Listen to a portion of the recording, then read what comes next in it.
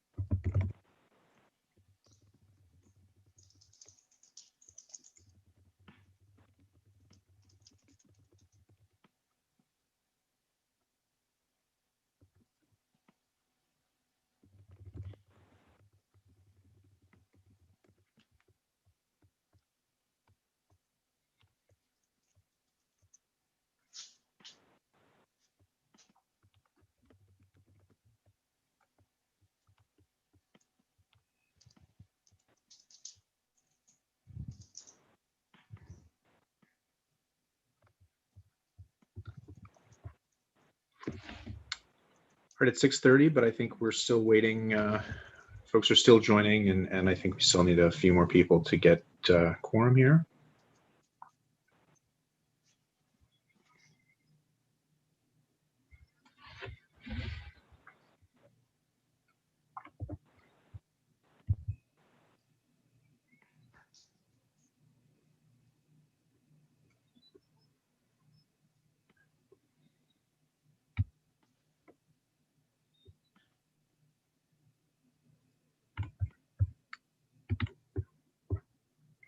Okay, I think we have it now.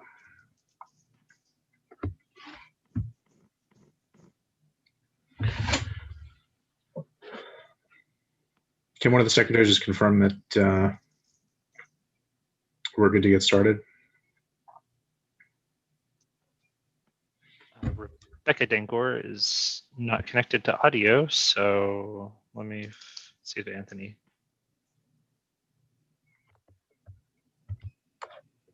do you see? Yes, we are just at 25. I mean, we might be just over now, but we're over 25. Okay, great. All right, so let's get started. So welcome everybody to the April meeting of Community Board 8 Manhattan. A few housekeeping things here at the start. For the public session, for those who wish to speak and have not yet signed up, you have until 6:45 p.m. to do so.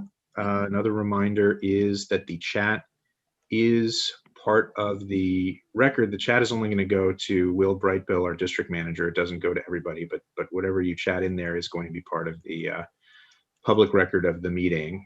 And then let me just turn it over also to Will, who will talk a little bit more about the mechanics of muting and unmuting and that kind of thing. Thank you. I'm unmuted. Yes. Okay. So welcome. If this is one of your first times at one of our Community Board 8 virtual meetings, you'll notice that you're muted and you're unable to unmute yourself. The only people who will be muted throughout the entirety of the meeting are the chair, Russell Squire, and the presenters and board members whenever they're being called on. If you are signed up to speak in the public session, we will ask you to use the raise hand feature, which you can find at the bottom of your screen, and find it under the reactions button at the bottom of your screen. And you'll click that button once whenever Russell calls on you as he goes through the public session. Raising your hand just helps us find you so that we know that you're here. If you're using an older version of Zoom, you'll find that raise hand feature under the participants button. And if you're on a phone, calling in through a phone, it's *9 to raise your hand and *6 to unmute. Be on the lookout for a prompt asking you to confirm unmuting once the chair calls on you. And like Russell said, the chat is only for technical support, and please do not raise your actual hand because we will probably not see it. There's a lot of folks here.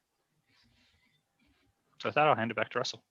Thank you. One final note is that for the public session, we do have a 2-minute timer for every public speaker. We do time it. We're pretty strict about it, so just heads up about that. And with that, let's go into the public session. So the first speaker will be Bruce Spiegel.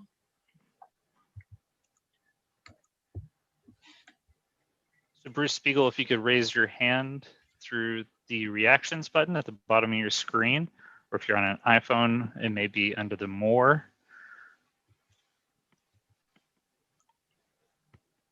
And again, if you haven't signed up for the public session, you can go and do that on the sign-in form up until 6:45. Only people who sign in through the sign-in form will be called on. If Bruce isn't here, let's go to Richard Sammons. Richard, just raise your hand so we can find you.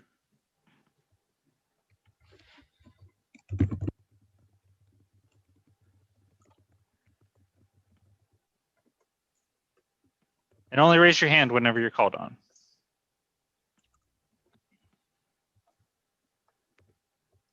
I'm not seeing either. William Bates.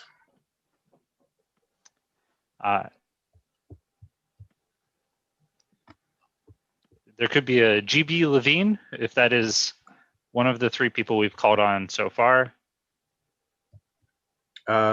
Tracy Weiner.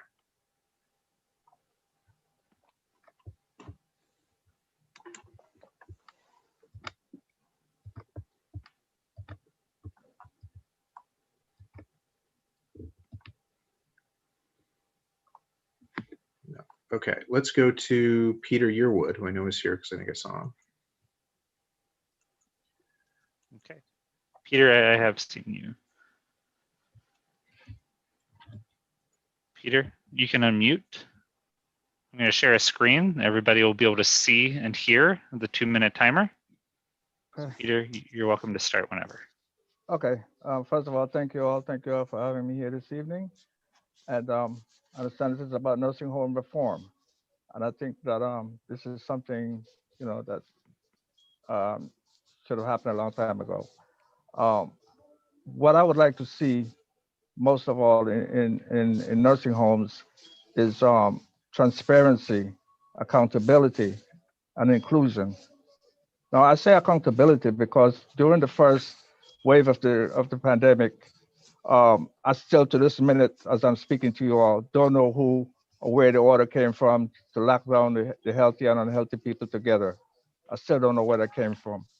And transparency, because also during that time, we were given no kind of information. The only information we were given were what we heard on the news. And inclusion, because I think it's very important that nursing home residents be included in the decision-making process, because a lot of times, you know, when they make these decisions, a lot of people are not using common sense. And I think you will hear common sense from nursing home residents if they're able to be at the table. Thank you very much. Thank you. Thank you, Peter. All right, next, let's go to Lindsay Garber.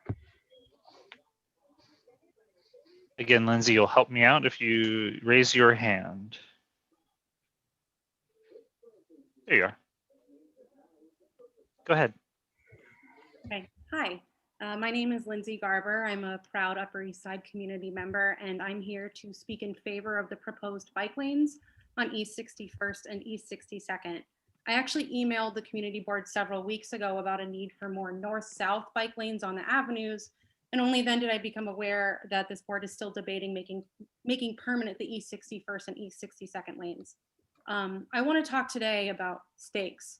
I didn't attend the transportation subcommittee meetings, but I did watch the recordings, and some of the issues I heard mentioned by the opposition were congestion, loading and unloading, and aesthetics. These are all valid points to consider, but these are issues of inconveniences, whereas for cyclists, safe streets are a matter of life and death. Since I emailed the community board, I heard the news that someone that I went to college with died while biking after being hit by a vehicle. He was an avid cyclist and a huge safe streets advocate. I'm 28 and he was around my age, or I guess he should be around my age. These are the stakes when we're talking about safe streets. It may seem like it's just one bike lane, but it's part of a network that keeps cyclists safe, keeps our community safe. Cyclists are our community members, or they're visitors to our community, and cyclists are here, whether or not the infrastructure is. So let's, as a neighborhood, commit to building the infrastructure to keep them safe. I'm here today begging you to please voice your approval for this plan. That's right, I am not asking, I am begging, because my generation does not have time to ask, and it does not have time for pride. And it likely won't be the last time I come before you to beg for a greener, safer neighborhood. So I am begging you to please voice your approval for the proposed bike lanes on East 61st and East 62nd. Thank you for your time and for your consideration. Thank you. Next is Jerry Ferguson. Hi, can you hear me? Yeah. Okay, we have an answer. The answer.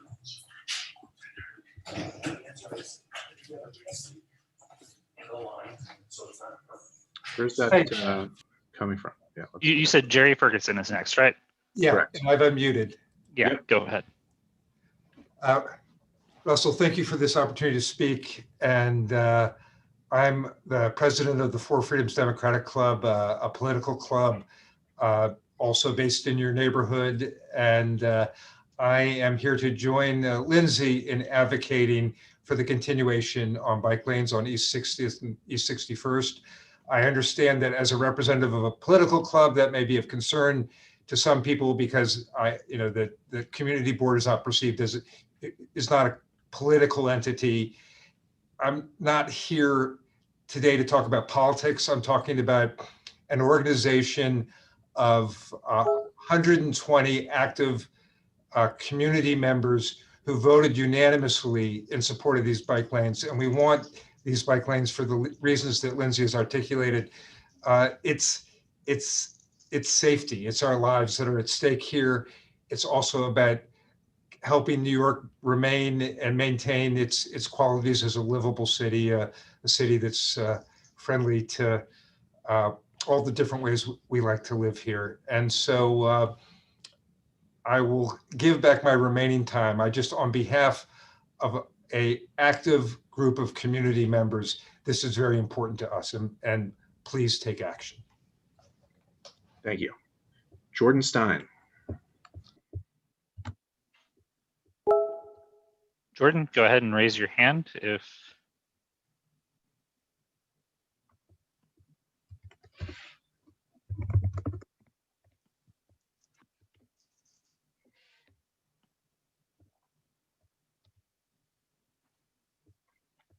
Okay, Not seeing him here. Gordon Watt. Gordon Watt, you can raise your hand through the participants, through the reactions button at the bottom of your screen. How about Mary Geschwind?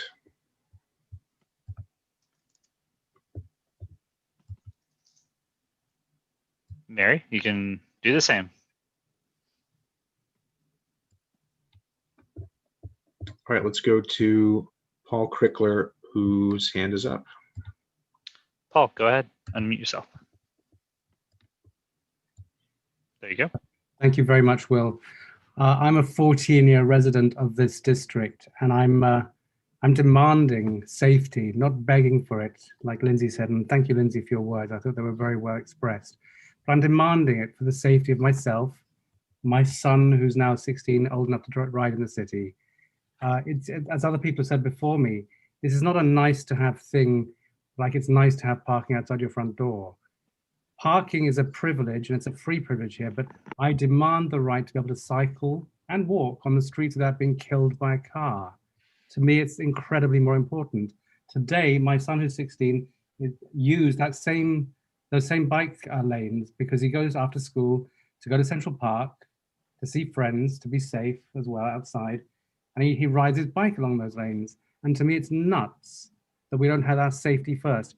29 people, not cyclists, people were killed, not died, in this city in 2019. Hundreds were injured on the streets. This week, as recently as this week, that lady Lindsay who spoke, or a few days ago, her friend who died. It's people we know. It's us. As recently as this week, I think there was a drunk driver who crashed his or her car at 3 o'clock in the morning or in the middle of the night on 62nd Street. A friend told me this. So I'm demanding that people who might want to have car parking outside their front door or other things that are inconvenient, well, tough. My safety is more important. And my kid. Thank you. And my friends. Thank you. Jeff Gold.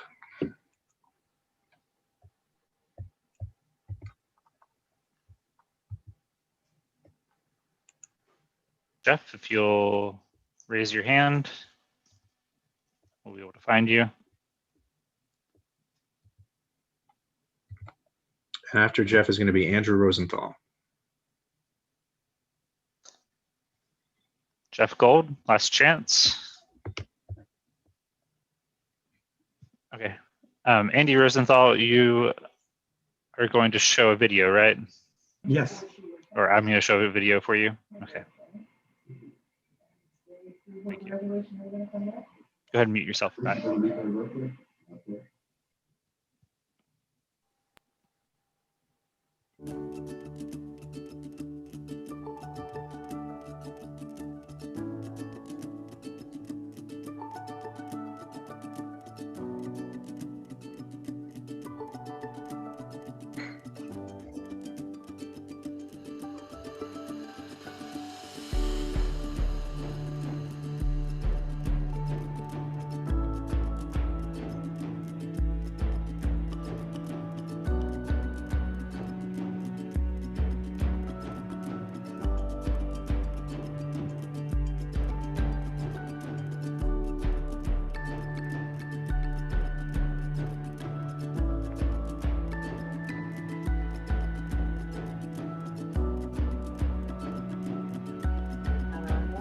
No, it's on. I'm on. But I'm not.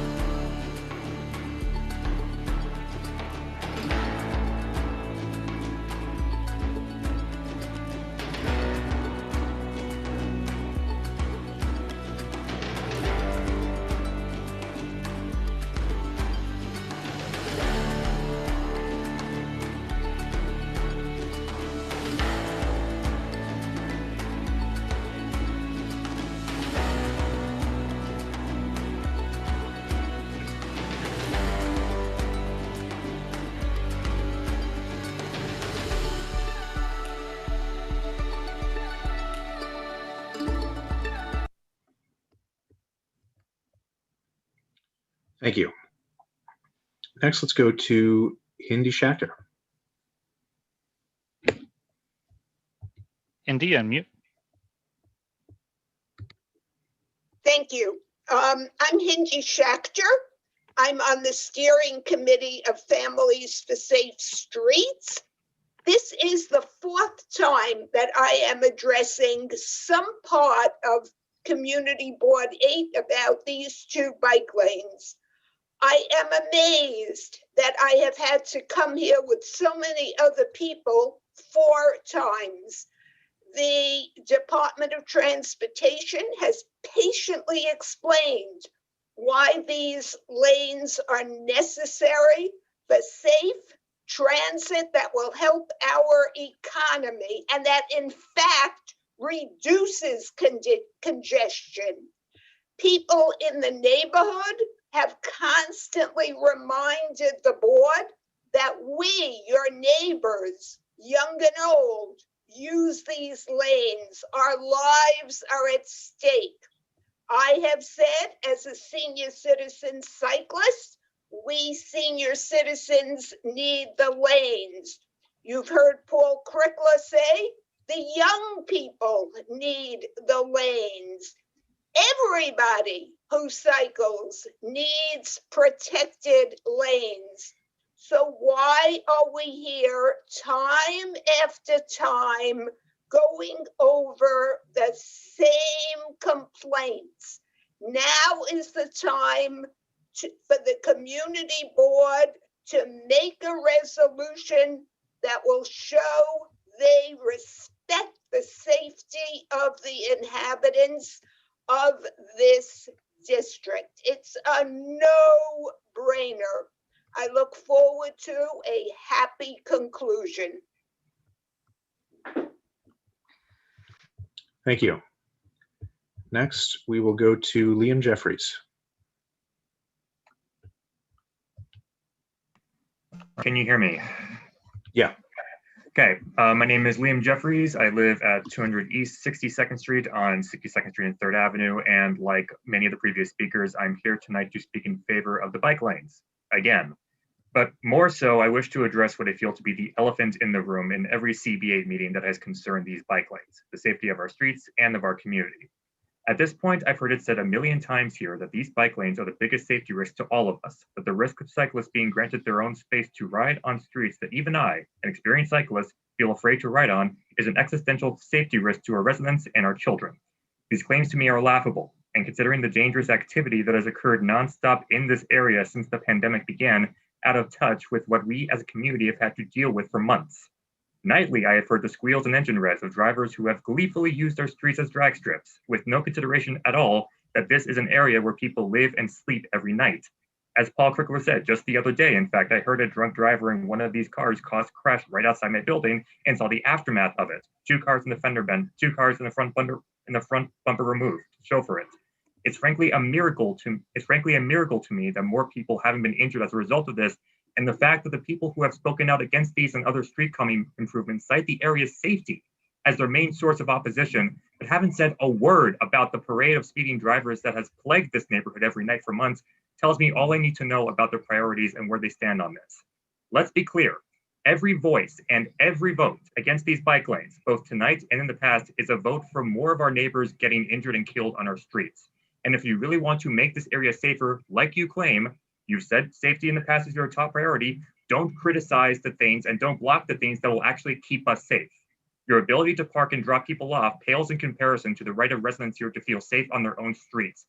And as long as you see 2 bike lanes in an area that was chronically unsafe for pedestrians and cyclists alike as the biggest existential risk this area faces, I cannot view your arguments against them as nothing more than laughably out of touch. Thank you. Thank you. Devin Gould.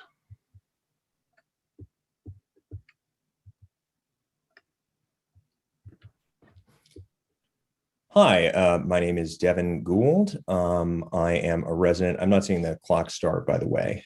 So there we go. Yeah, my name is Devin Gould. I'm a resident of 62nd Street between 2nd and 3rd, the Treadwell Farms Historic District. Also a former public member of the Transportation Committee, and I'm here to join the chorus of people strongly supporting the Department of Transportation's Protected Bike Lane Network proposal for 61st and 62nd Street. It is a tragic state of affairs on our streets that every 36 hours, somebody is run over and killed by a reckless or negligent driver in New York City. And we need a new normal, and we need to redesign our streets to protect the people who live and work in our neighborhood. And protected bike lanes are an essential part of that, because protected bike lanes make streets safer for everyone. They make it safer for drivers, for pedestrians, and yes, for cyclists, because the people who are the essential workers who deliver our packages, our food by bicycle, they deserve to be safe. We've come to rely on them, and they deserve to be safe on our streets. And so I would strongly support the community board passing a resolution in favor of making these protected bike lanes permanent and supporting the DOT. This community board has gone on the record in the past twice, in 2009 and 2015, asking the DOT for crosstown bike lanes. They've come back with a strong proposal. They've listened to the issues brought forward by the Transportation Committee. They've resolved the issues around the open restaurants. There were a lot of issues about parking at the dialysis center, and they resolved it in a satisfactory manner. So I really think we should thank the DOT for listening to the community and responding to 2 community board resolutions and approve this protected bike lane on 61st and 62nd Street. Thank you so much. Thank you. Next, let's go to Austin Ferd.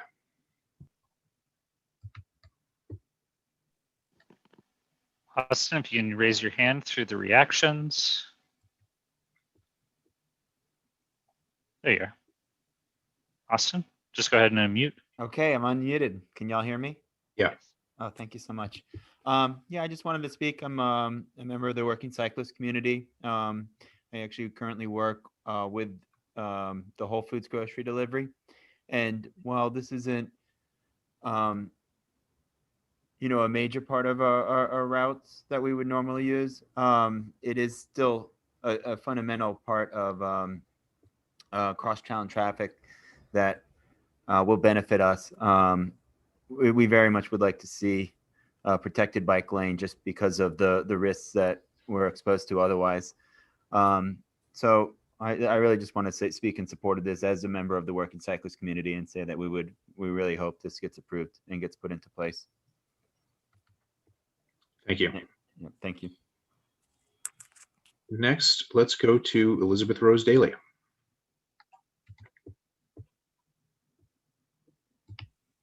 Just go ahead and confirm unmuting on your screen. There you go. Okay, very good. Thank you very much. Thank you. Good evening, everyone. I'm Elizabeth Rose Daly. I'm the Community Relations Manager for the Frick Collection. And as many of you know, on March 18th, we opened our doors at our new temporary home, Frick Madison, which is at 945 Madison Avenue at 75th Street, which I'm sure many of you know either as the Met Breuer or when it was the Whitney Museum of American Art. And so we're now open in the building from Thursdays through Sundays from 10 to 6. You will need to purchase timed tickets, entries in advance. We think we will be there for about 2 years while our historic buildings back on East 70th Street undergo renovation and enhancement. And at Frick Madison, you will be able to see the collection in a whole new way. We've organized it now chronologically and by area. So for example, and we also have some rooms in which particular artists are given their own space. So for example, the 3 Vermeers that we have are all together, which we've never really shown them that way before. Many of the paintings are also much lower than they were at the mansion. So for example, the St. Jerome, which used to be above the fireplace in the living hall now, where he is, you can just about look him in the eye. So it's an exciting way to see the collection. I think you'll see things that you haven't seen before. We also have many of our holdings in the decorative arts.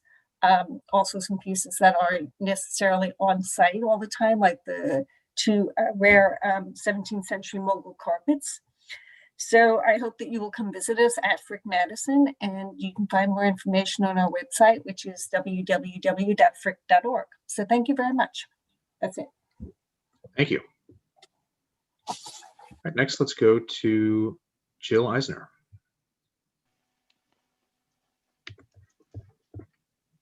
Jill, just go ahead and confirm unmuting.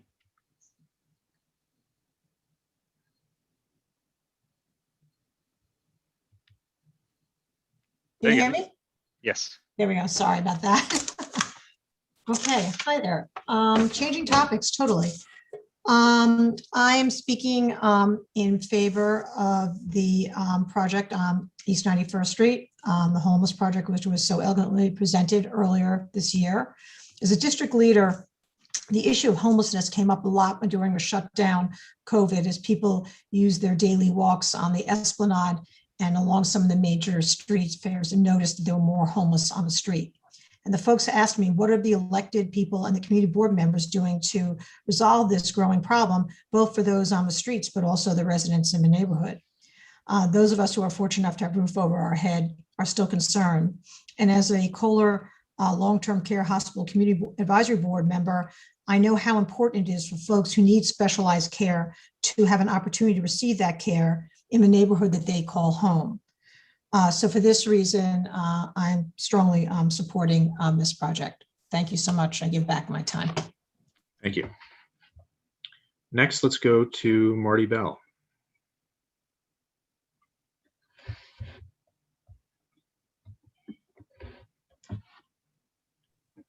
Marty, go ahead and confirm I'm muting on your screen.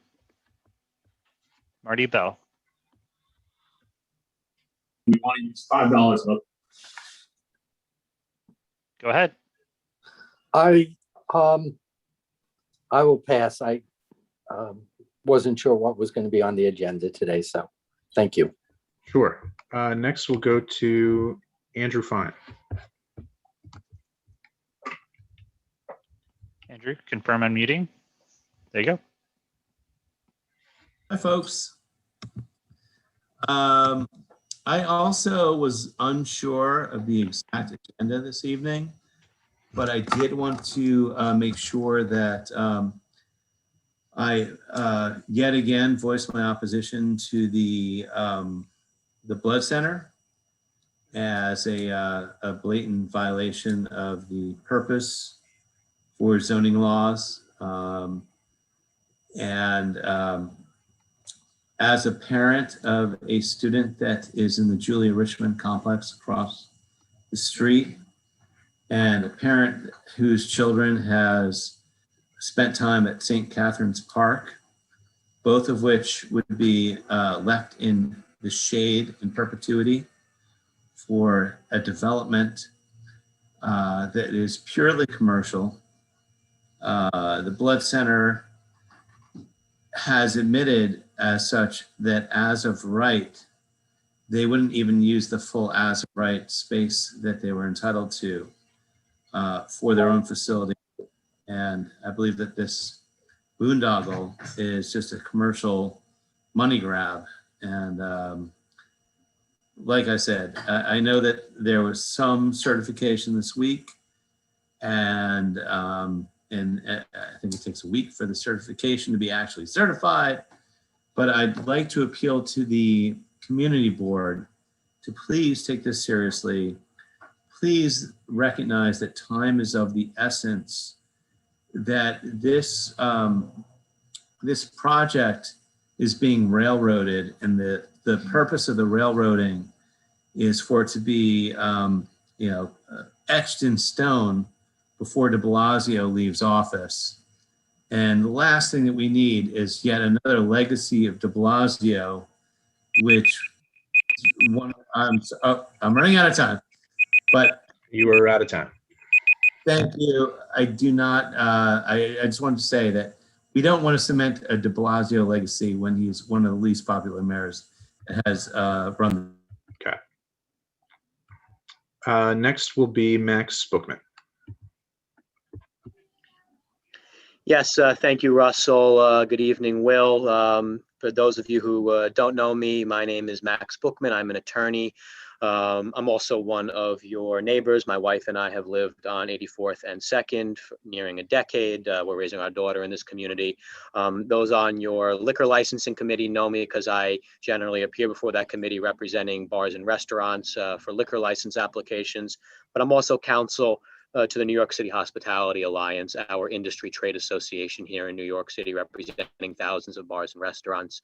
Speaking in opposition tonight to your proposed resolution, in opposition to some proposed changes to zoning regarding the open restaurants program. So if I can just get 3 points out really quickly. First, the biggest misconception about the open restaurants program is that it's been permanently extended in its current form. That's not correct. The current very loose temporary emergency form that it's in with its loose processing and citing requirements only goes until September 30th. After that, there'll be a new permanent program in place. Point number 2, that new permanent program, which is in development, which the Hospitality Alliance is one of the industry stakeholders in the development of it, will have community board review like you've always had. You're going to be able to review outdoor dining applications under the permanent program twice, actually, like you always used to. Once when they apply to the city for their outdoor dining license. And again, if they have a liquor license, to extend their liquor license premises to the outdoor dining space. So you'll have your review. And third, and most importantly, yes, there is talk about city planning and zoning being removed from the sidewalk cafe business, but that's how it was initially up until the 1970s. Zoning prohibitions are blanket prohibitions against bars and restaurants having outdoor dining. Removing those prohibitions would still allow you to review these outdoor dining spaces on a case-by-case basis. So we think your resolution is a little premature, and we hope you reconsider it. Thank you. Thank you. Next, we will hear from Matthew Bauer.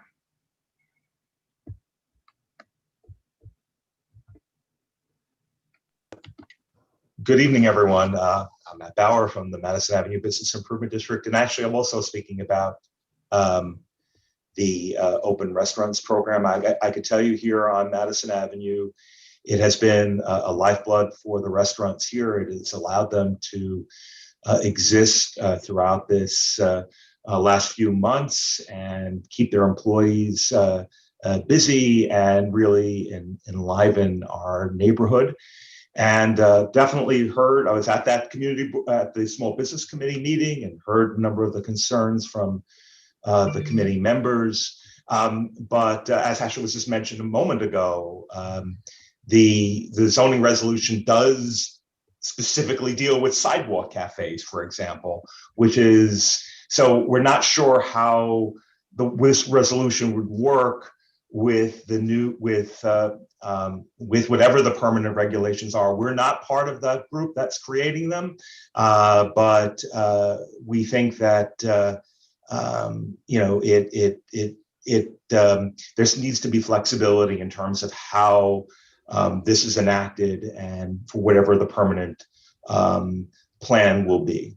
So thank you very much, everyone. Have a good evening. And also, by the way,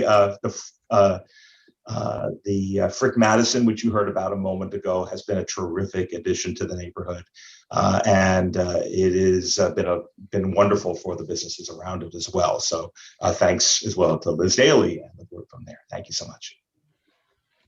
Thank you. Next, let's go to Valerie Mason. Hi, I'm speaking in my capacity as the president of the East 72nd Street Neighborhood Association.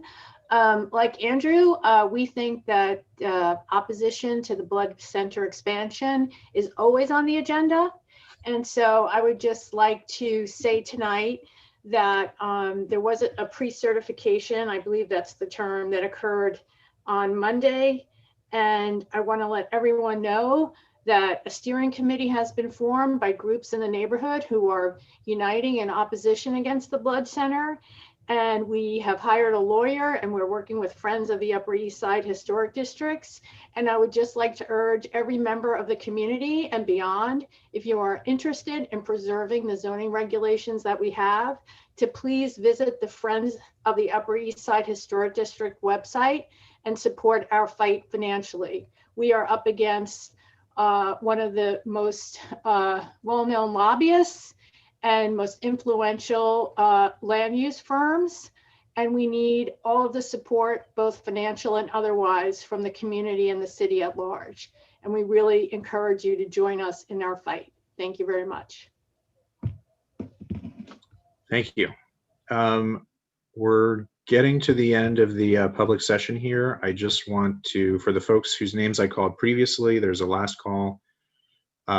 If you're here to raise your hand, if you still want to speak, that was Jordan Stein, Gordon Watt, Mary Geschwind, Bruce Spiegel, Richard Sammons, William Bates, and Tracy Weiner.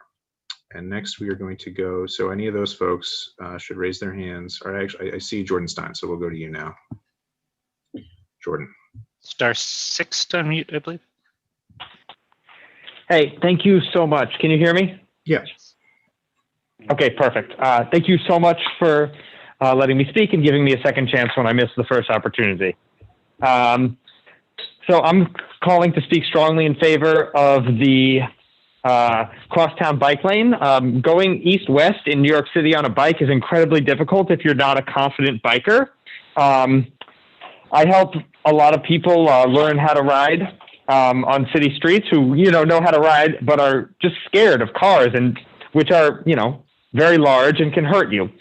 So having that crosstown bike lane would give them a lot more reasons to ride, and it would make them feel safer on trips to Central Park, to the West Side, and other places that they might want to go. Every person who doesn't take an Uber or a yellow cab somewhere greatly decreases congestion and other problems in the city, as well as the fact that biking has all sorts of health benefits for the person biking as well. So I really hope you'll support this plan. I think it's a really well-designed bike lane, and it'll do a lot to improve the community. Thank you so much for letting me speak. Thank you. Next, we'll go to Andrew Ravishir.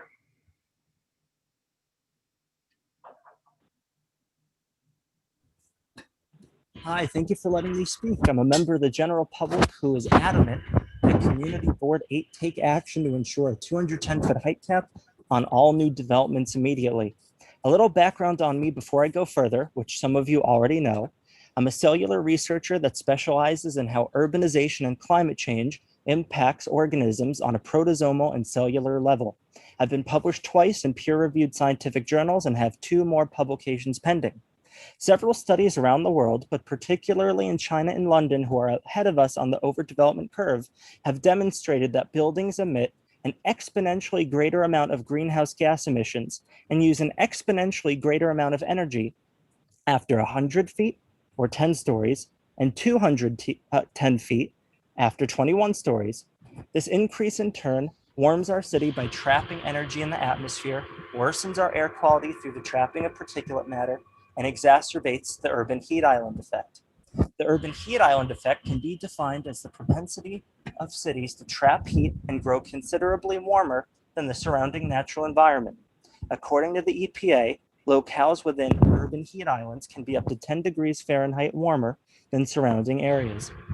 While it may sound like a mere inconvenience to live in a warmer city, the New York State Energy Research and Development Authority recognizes the greater danger that this temperature jump would bring about with regards to rising asthma, cardiovascular, mental health, and infectious disease rates.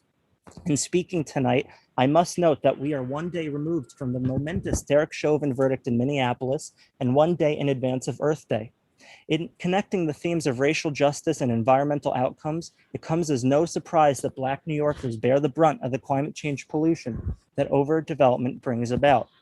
I'm encouraging CB8 to form new coalitions to solve this problem and to achieve the 210-foot height cap immediately.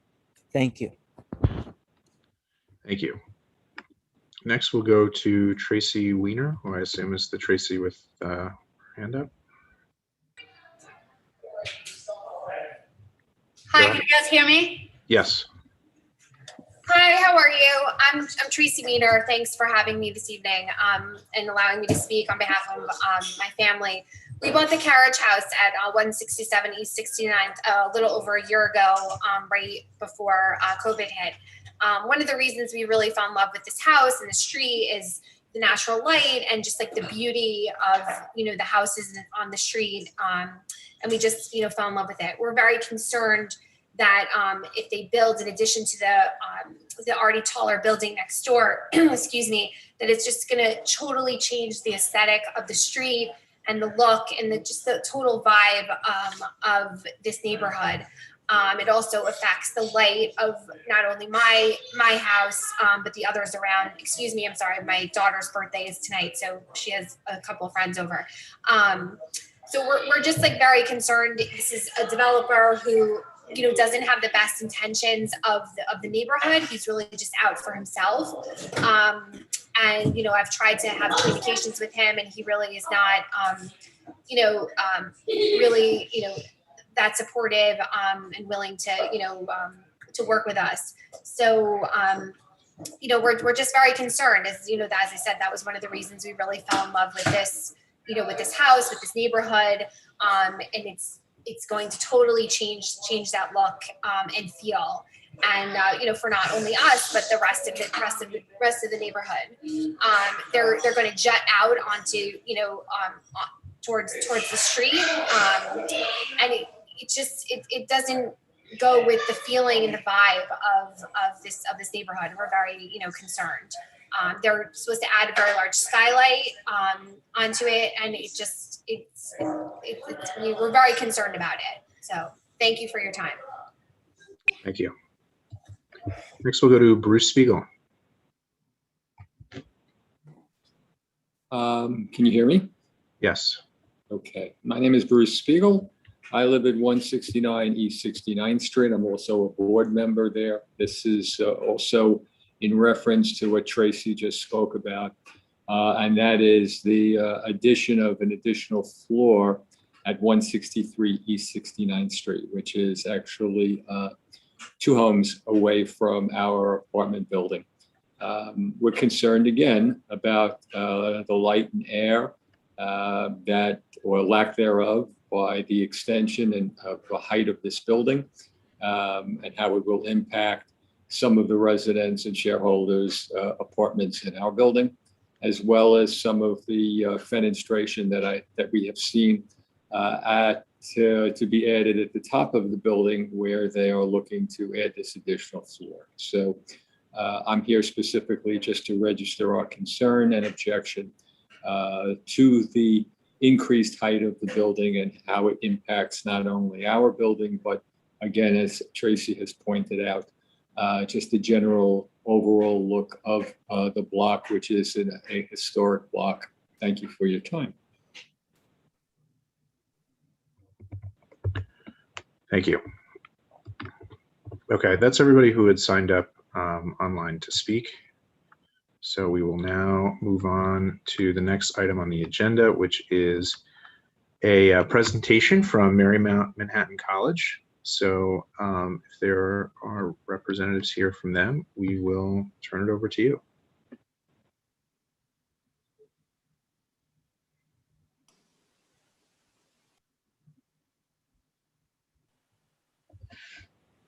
Hey, Carrie, you can unmute. Okay.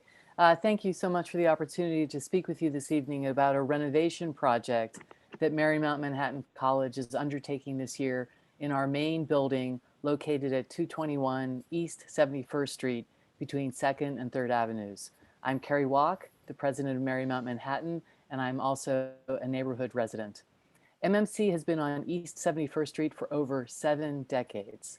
In 1948, the college moved from 5th Avenue to its current location in the former Junior League building, which was designed by the noted American architect John Russell Pope.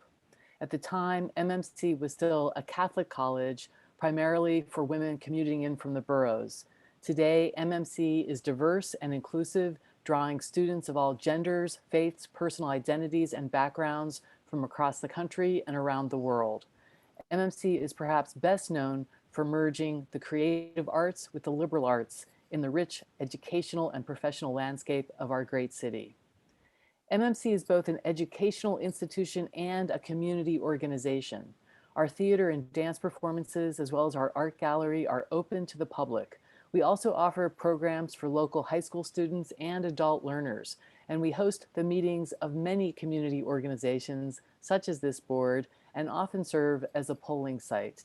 In fact, in the November elections, Assemblymember Rebecca Seawright of the 76th District successfully worked with the Board of Elections to open the polls at MMC for early voting. We're excited to share our plans to transform the 8th floor and half of the 7th floor of our main building on East 71st Street into a best-in-class visual arts center. For those who have spent time at MMC, this is the space that was a swimming pool not so long ago.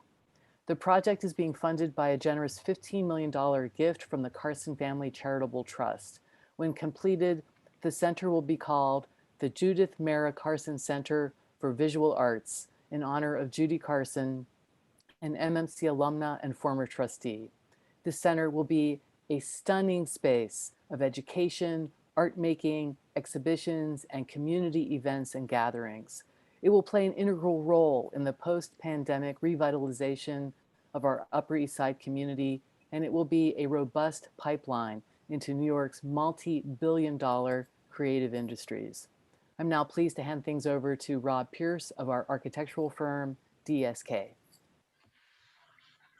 Thank you, Carrie, and thank you all for having us here tonight. We're going to go through a brief presentation of the design of a project that really sort of seeks to invigorate the upper floors or a portion of the building, and while remaining respectful of the exterior. And if I'm allowed, I will share screen so that we can present some slides. Go ahead, you can share your screen. Thank you. And is everyone seeing the splash page? Excellent. Thank you. Yep. Okay. And if I can figure out how to move the slides, there we go. Whoops. All right. Just a brief overview of the goals of the project. We're looking to create a very flexible, engaging art education space on the 7th and 8th floors of the existing building. The location, I'm sure many are familiar with it. It's mid-block between 2nd and 3rd on 71st. It's the building with the flags out front. So I'm sure a lot of you know exactly where that is. Harry touched on the history of the building. It's really quite interesting, as it was built as the clubhouse for the Junior League, designed by John Russell Pope, who, for those who aren't familiar, is well known for designing the Jefferson Memorial in Washington, D.C., Triumphal Arch at the Museum of Natural History, as well as a significant role in starting the work on the Frick collection when it first evolved in the 30s. And for those that might want to dig deeper, there's a great column, not very long, about the building in the December 1999 Christopher Gray Streetscapes column, for those who like to do research. But really interesting building and important to both the college and the neighborhood. And a couple views from the exterior. I think the significant things to note here is that the work we're talking about will happen inside the floors that are above the arches that you see above the balcony. So we're sort of behind that green mansard, green copper mansard that you see. The 7th floor is where the water was back when there was a pool. So it's very, very thin. It's that sort of gray band under the eave and a little bit more than that inside. Also significant is next door, the Colonial building with the dormers that you see to the left of the building. That's the Society for Colonial Dames, which was recently had their facade landmarked. So it's a important little stretch of the street from a history standpoint. Just looking down from above, you can see the Society for Colonial Dames on the left side of the building. You can see the significance of the mansard that is the original John Russell Pope building. There is a little bit of an addition there to the left that was done at some point. I'm not quite sure when. Also significant is to note you can see sort of what looked like tiles behind the green mansard on the top. And that's actually an existing skylight that existed over top of the swimming pool. And we're looking to take advantage of that. And so I think now I'm going to turn it over to my colleague, Michelle, who's going to walk through the actual architectural design. Hi, everyone. Thank you for your time tonight. So the first slide here that we'll show you, we're going to locate you kind of similar to what's in 3D here. So Rob, if you could click forward, we've got the 71st Street will be on the bottom of the floor plan, and 72nd Street will be on the top. And we'll start on the 8th floor, which again is the top floor of the existing building. We're doing work, as President Walk said, on the 8th floor, which is the top floor, and half of the 7th floor, which, as Rob said, is where the water used to be. So just kind of general lay of land. Again, 71st Street is on the bottom, so south is down. And we're showing in kind of the yellow color communal space and potential event space. And then around the edges, all of the workings of what makes a visual arts center be a center for visual arts, where you've got media specific studios and the related equipment and support spaces integral to that program. Most of the space is currently a visual art studio space, so we're sort of just making it better and brighter in some ways and allowing it to proceed into a more, probably more digital future. And so if we click forward again, we're going to go down one floor to the 7th floor, which has a compressed ceiling height and is going to support the kind of practice-based work on the upper story with the more sort of theory and academic rigor of theory-based work on floor 7. So that's what you're seeing on the upper floors of the existing Carson building. The very next slide is going to show what the interior space could look like. And we've referenced one of the neighbors and another John Russell Pope work of architecture in the Frick courtyard on the right. And John Russell Pope actually designed this area of the building as well as the glass roof as we understand it. So it's a little bit of an echo for us to take some of his work elsewhere in this area of Manhattan and sort of use that as an inspiration for the image on the left, which is one of the studios on the 8th floor of the Carson building. And we're imagining what that could look like with that existing skylight sort of restored and allowing light to come into the space. It's really about kind of light coming interior, bouncing around, and making for a wonderful space for students to learn about making art.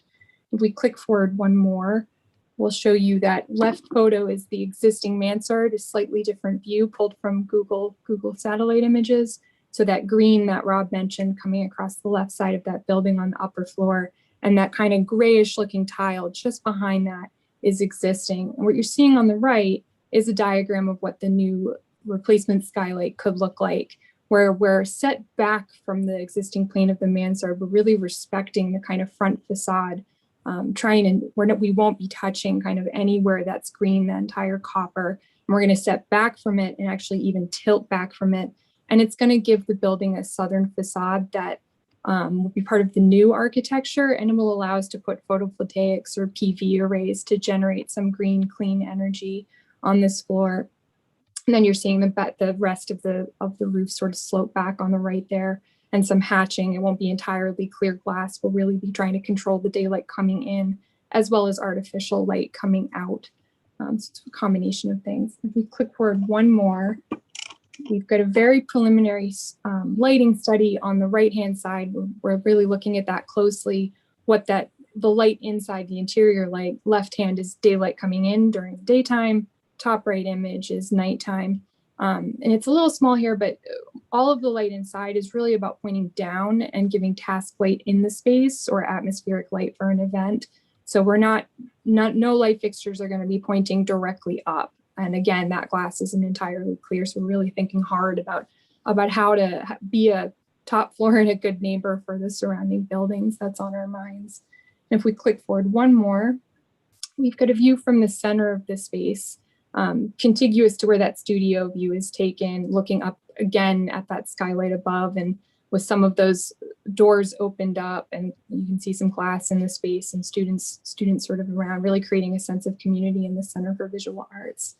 And one last view is of a gallery corridor also on the 8th floor level with some more existing skylights in the space that will actually be sort of a frosted material, again, really kind of controlling it and diffusing the light coming in, controlling the light going out, while also creating what we hope to be some really wonderful spaces to add to the suite of already wonderful spaces on the Upper East Side. And with that, I'll hand it back over to Rob.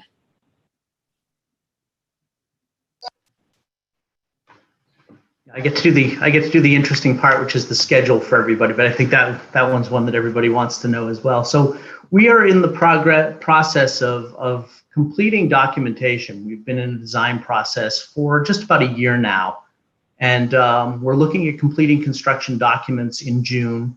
And the expectation is that construction will start in July and extend through July 2022. And at this point, to talk about that, I'm going to invite Krista Forte from Shawmut Design and Construction, who is the construction manager on the project, to join. Good evening. Hi, I'm Krista Forte, project executive at Shawmut Design and Construction. Rob, could you flip forward one slide? Thank you. So Shawmut has been building in New York City for well over 30 years, and we have completed quite a few projects on the Upper East Side. Just a couple of note. One is the Frick on Madison Avenue, which we heard about earlier. And we are also doing a large project right now at Church of the Epiphany for renovation. So we are very familiar with the Upper East Side in the area. Just to set kind of the lay of the land and what our plan is in terms of logistics, I'm going to start on the 72nd Street side.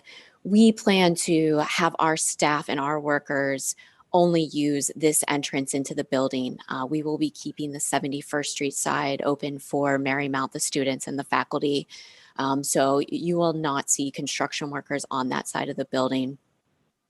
On the 71st Street side, though, in order to do the work and protect the pedestrians and anybody that may be down below, we will be placing a full scaffold along with a sidewalk bridge in which pedestrians would walk under.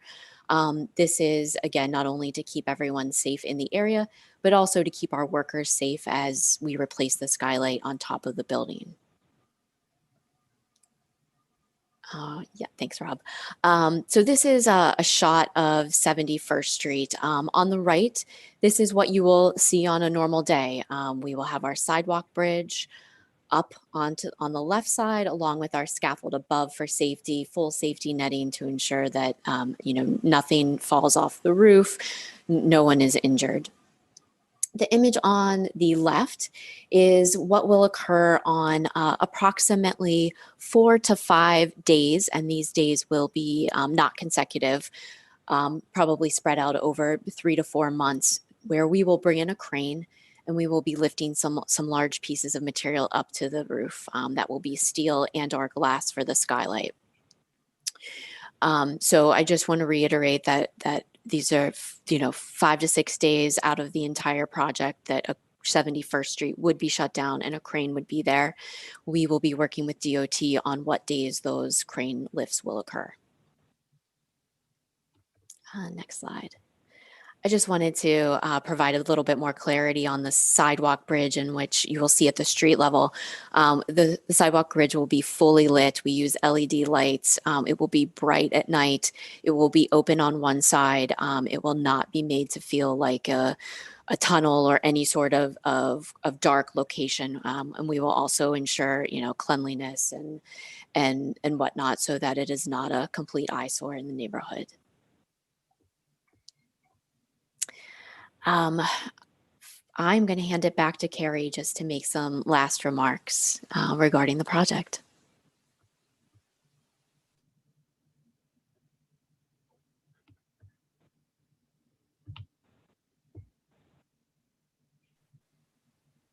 We are extremely excited about this project. As I mentioned, we think it will be part of the post-pandemic revitalization and will bring students, faculty, staff, guests, visitors to the Upper East Side, people who will be engaging in art making classes, etc., but also patronizing our local businesses and using our local subway, and in general, I think making the Upper East Side and our specific piece of it as dynamic as possible. Again, we're very pleased to have this opportunity to present to the community board. And Russell, up to you whether there's time for questions. I think if folks have questions, they can email the board office and we can get everybody connected to get those answered. So thank you very, very much, Carrie and your whole team. It was a very thorough presentation and very exciting. So we have been joined by some of our elected officials. I believe Councilmember Ben Kalos is here.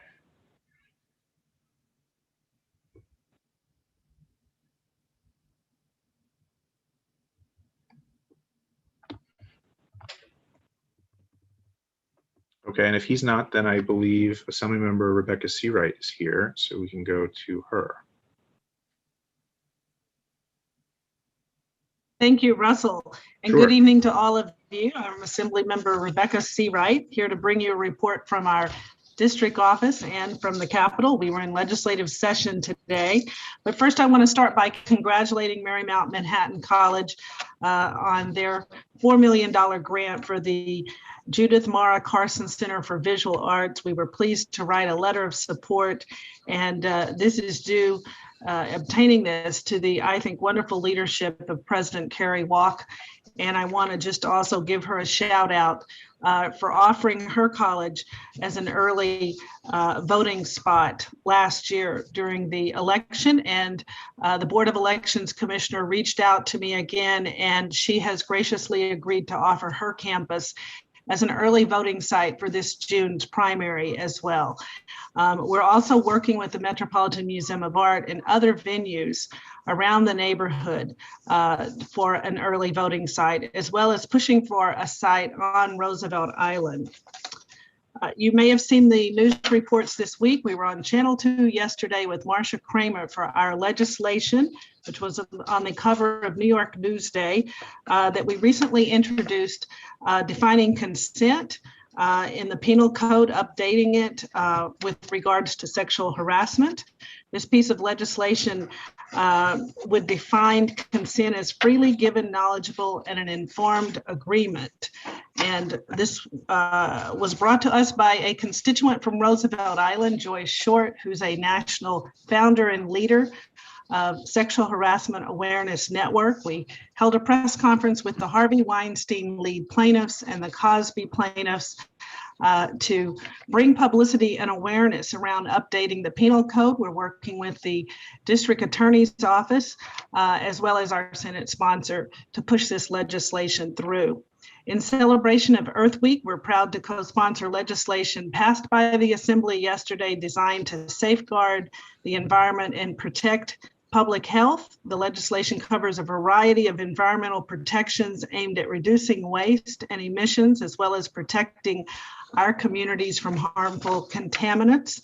One of the bills we passed was to prohibit hotels from doing the little bottles of plastic shampoo bottles and conditioners that you get at your hotels, and instead to have them in big dispensaries. Last week, I toured the playground with the parents and school leadership of PS 183 and presented a check for $500,000 for renovations to their playground.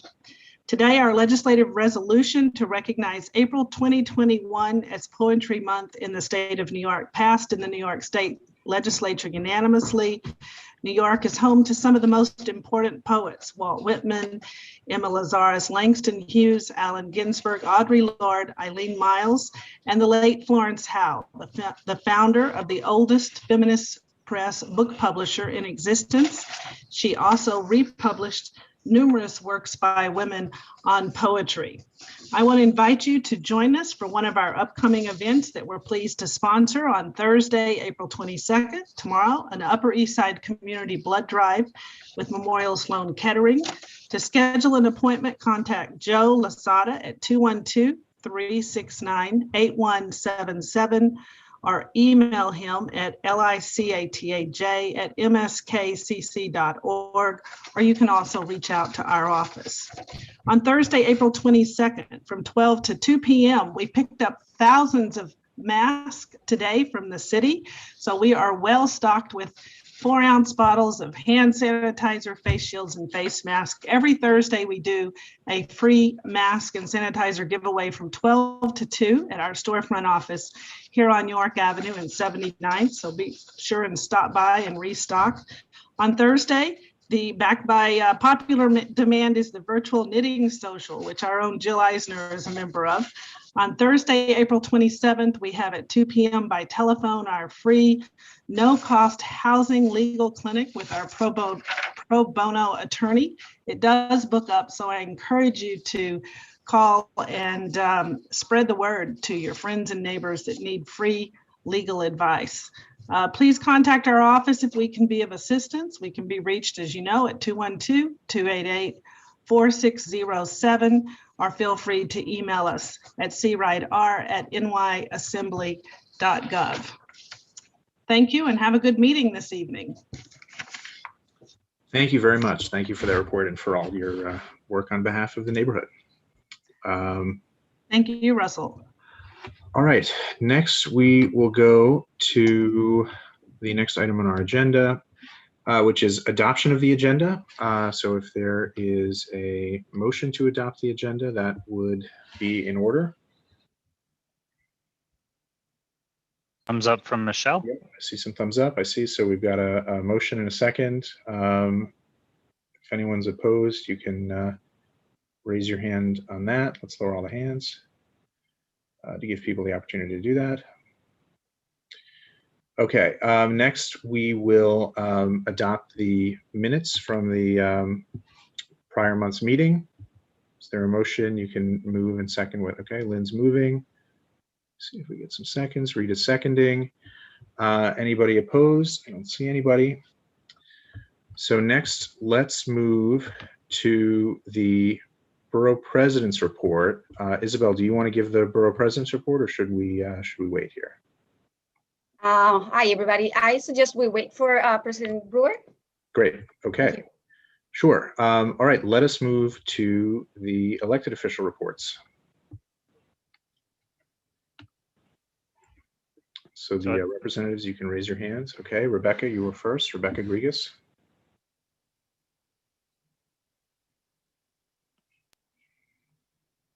Rebecca, go ahead and unmute. Hi, everyone. Good evening. This is Rebecca Grigas from Assemblymember Dan Court's office. I hope everyone is doing well. Just a few little things in my report. In the beginning of this month on April 7th, our office hosted a virtual town hall with constituents in our district where we discussed the state budget and vaccination efforts made by the city and the state. So that was a very fun time. Hope we get to do one in the near future. Also, on April 7th, in case you did not know, the state passed the 2021-2022 state budget. The Assembly member is very proud to have worked hard to help secure a historic $29 billion investment in our schools and students, providing adequate relief for struggling renters and homeowners, and helping our small businesses, the backbone of our local economy, recover from this pandemic. We're just very glad that after years of winning in court, the campaign for fiscal equity is finally getting the full funding and school aid that they deserve. So that was very a great achievement that we saw in this budget. And we know a lot of folks are reaching out to our office asking for information about the rental assistance that was passed in the budget. There has not been any information released yet, but if you would like to sign up for an e-newsletter, please do so, and we will send out an e-blast with information about that once it is made available.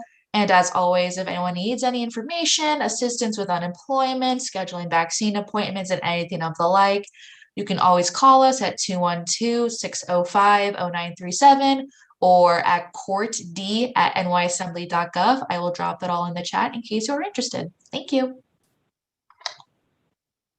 Thank you. Next, let's go to Shelby Garner from Carolyn Maloney's office.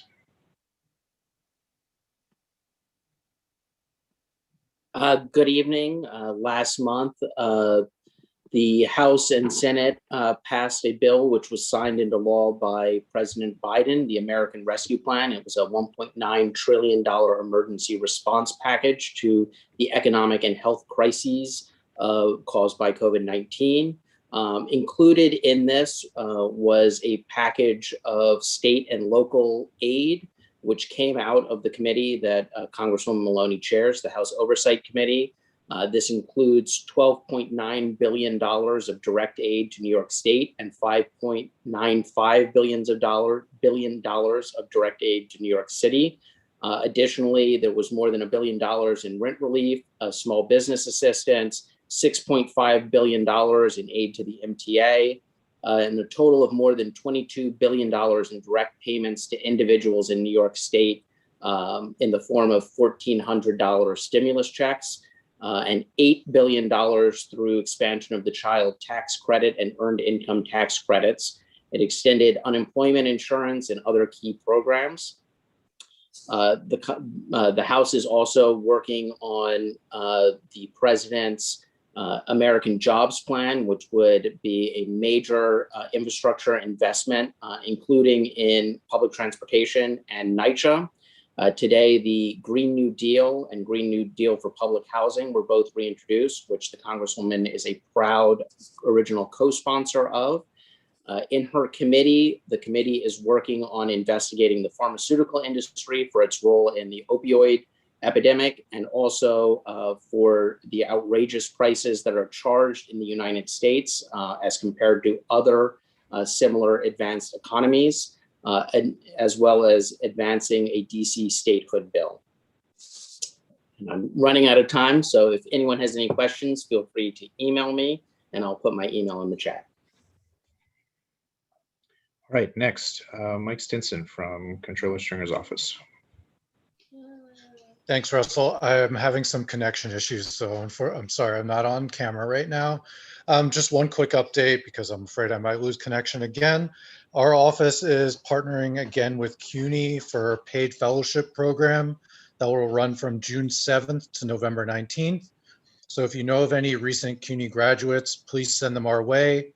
The application deadline is Friday, and there are positions available in our audit bureau, public policy, press and diversity, asset management, accountancy, engineering, law and adjustment, general counsel's office, and contract administration. I'll drop the link of where to apply, but if you could share that with anybody that is interested, please let them know. And thank you. Thank you. Next, Terrell Brock from Senator Serrano's office. Hi, good evening, everyone. My name is Terrell Brock, and I'm community liaison from State Senator Jose Serrano's office. After weeks of negotiations, the senator and his colleagues in the state senate have passed the 2021 to 2022 state budget. The arts and culture will be a key economic engine in our state's financial recovery. Senator Serrano is the chair of the Senate Committee on Cultural Affairs, Tourism, Parks, and Recreation.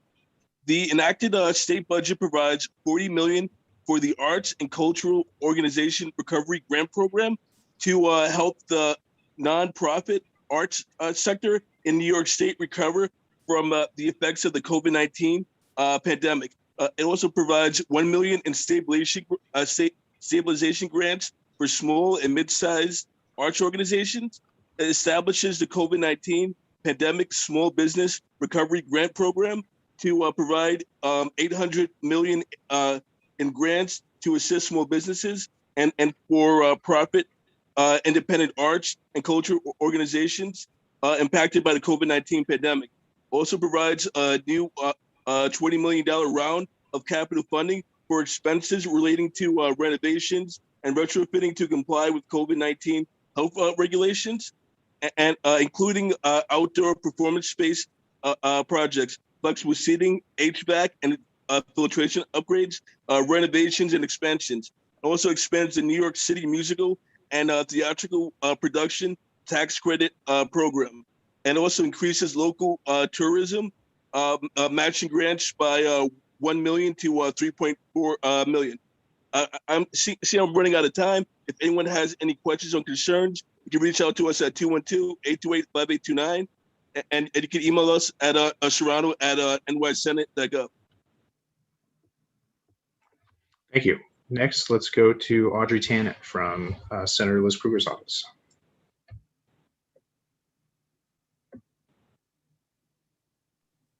Audrey, just go ahead and unmute yourself. Sure, I'm sorry about that. Hi, this is Audrey from State Senator Liz Krueger's office. As you might have heard, Mike has moved on to other new professional opportunities. So I am now happy to say that I'm going to be the liaison between Senator Krueger's office and CB8. So I look forward to working with so many of you again and to meeting the new members, including Russell, who I have not yet met. I look forward to that. Obviously, Senator Krueger, as chair of the Finance Committee, is very happy to have finally helped to pass and lead the Senate's representatives in passing the New York State budget. Also, after 7 long years of working with Senate staff and advocates and folks in the Assembly and the governor's people to have sponsored the legislation that legalizes marijuana in New York State. Lots to still be done in Albany in May, and she hopes for a lot more accomplishments this session. Home front, on May 6th, we're having a town hall. As was mentioned by one of our colleagues, a lot of our neighbors are still experiencing economic hardship because of the pandemic. So May 6th, we will have a town hall focused on rental arrear and credit debt issues with representatives from legal aid and New Economic Project to come and talk to our neighbors about their rights and responsibility with rental arrear and debt. That's it. Good to see you all, and I look forward to being part of the CB8 regulars. Have a good night. Thank you, and I'm looking forward to meeting you too. Let's go next to Violet Gare from Keith Power's office. Hi, everyone. I will try to be quick because we have a few updates from our office.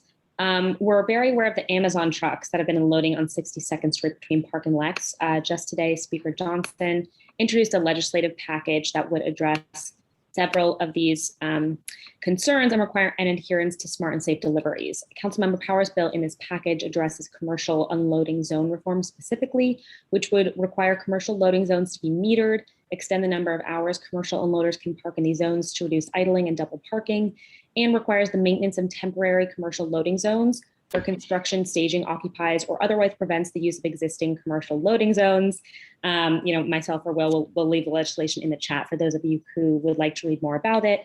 And if you're impacted by these trucks in your blocks, please file a 311 complaint, send us the reference number, and images are always helpful.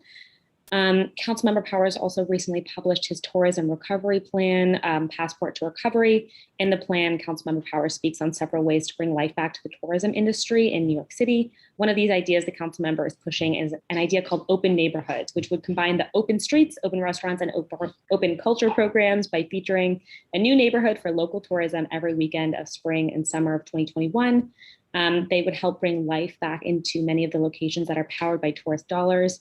In addition, together with Council Majority Leader Lori Cumbo, Councilmember Jimmy Van Bramer, and several others, he's called for de Blasio to utilize federal aids to help revitalize shuttered independent venues that have been affected by the pandemic. Lastly, obviously, vaccines are widely available. If you are still, for whatever reason, having trouble accessing one or scheduling an appointment, please don't hesitate to reach out to our office. Our contact information will be left in the chat. And I hope everyone has a great rest of their evening. Thank you, Russell. Thank you very much. All right, let's move to the next item on the agenda, which is my own chair's report. I am going to waive that this evening so we can keep things moving, and we'll go next to the district manager's report from Will. I'll stick to that trend, and I'll also waive my report and just remind everybody that they can call our office at 212-758-4340 or email us at the email I put in chat earlier. Thank you. All right. Next, let's now go to the committee reports and action items. So first up is the Transportation Committee. So I will turn it over to Chuck and Craig.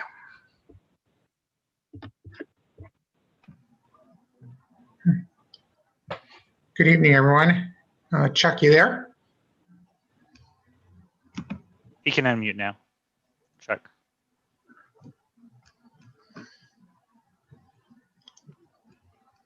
Chuck, you can unmute. No, I'm here. Oh, you're good. Sorry, I had a problem there for a minute. Here I am. Okay. Thank you, Russell. So we have one item for discussion, and this was a continuation of several hearings that we had on the crosstown bike lanes at 61st and 62nd rather. And we had asked the DOT to come back and deal with some of the issues that were raised. And specifically, they came back and had discussions with the daycare center at the Fifth Avenue Synagogue and made arrangements to try to satisfy their needs there. Also, the dialysis center, and they made arrangements to give them more ambulette parking and to try to deal with their problems there. And they're still having further discussions to do that. And also the restaurants on 61st and 62nd, they work with the Madison Avenue bid and to try to make some arrangements there. And there were a number of people who spoke in favor of these bike lanes, and there were a number of people in the neighborhood who spoke against it. And we had a couple of resolutions that were put forth. There was first a resolution to approve and then a substitute on that to disapproved, and both of those resolutions failed. So we really don't have a position to come to the board with. So we thought we would have a discussion and see if the board wants to take any action on this particular item. And so I see some hands up, and I see Sharon Pope Marshall first. And why don't we'll call on people as we go along. I see a number of hands. Sharon, why don't we unmute Sharon? I'm sorry. I think I'm having a bit You're of okay. a. We can hear Can you. you? Yeah, we can hear you. Yep. Oh, okay. Can't I see don't. you. Good to go. Oh, can you see? Oh, okay. All right. Thank you. So I'd like to put forth a resolution to support the 61st and 62nd Street bike lanes. And also I'd like to speak to it if my resolution is seconded. Okay, is there a second to that resolution? I see. Thumbs up. Do we see a second there? Yes, Felice has her thumb up. Okay. Will? Okay, I'd like to. Approval resolution has been made and seconded. Go ahead. Okay, thank you, Chuck. First, I'd like to thank the DOT, specifically the Manhattan Borough Commissioner Pinkar, Kimberly Rancourt, Paula Rubier, and Colleen Chattergoon. Really appreciate the plan that you have put forth, but most especially for the additional community outreach that you performed. Over the past month or two, Community Board 8 has passed some very forward-thinking resolutions. And I would like for us to please continue that trend by supporting the 61st and 62nd bike lanes. It really does just make sense. It is important that we embark on this path, that we continue to embark on this path, by the way, that identifies this board not with the past, but with the future. Lindsay Garber said that she is begging for support of these lanes. We should not, and she should not, have to beg for the lanes. Paul Kirkler demanded our support for these lanes, and he should not have to demand either. They just make sense.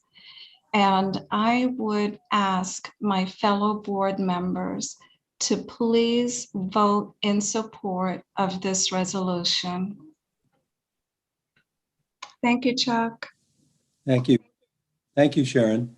Next is Felice Farber. Felice, why don't you unmute Felice? I think, am I unmuted? Yes, yes, we hear you. I think Sharon said it quite well.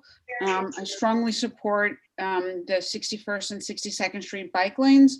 I think this is about safety, and I encourage the board to support this resolution. Thank you, Felice. Next is Elizabeth Ashby. Elizabeth, why don't you unmute?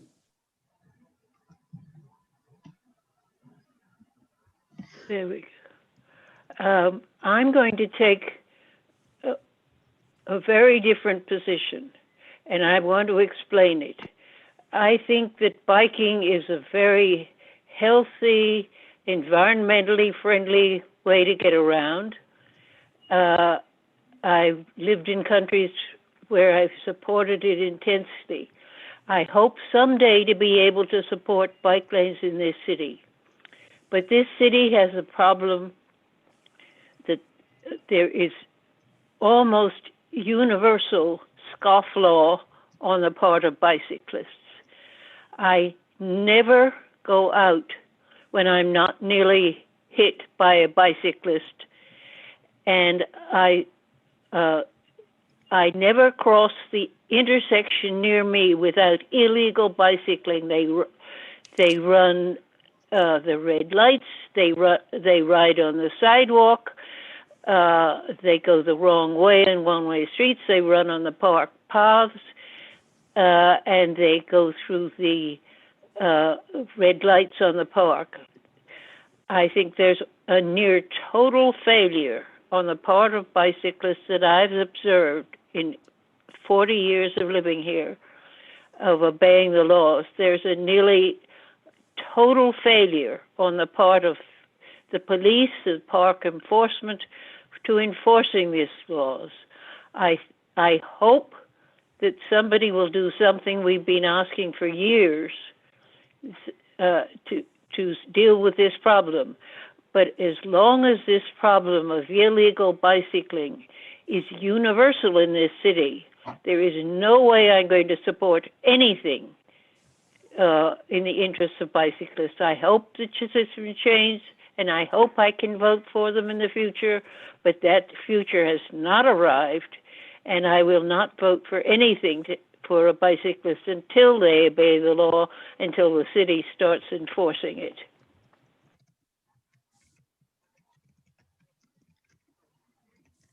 Thank you, Elizabeth.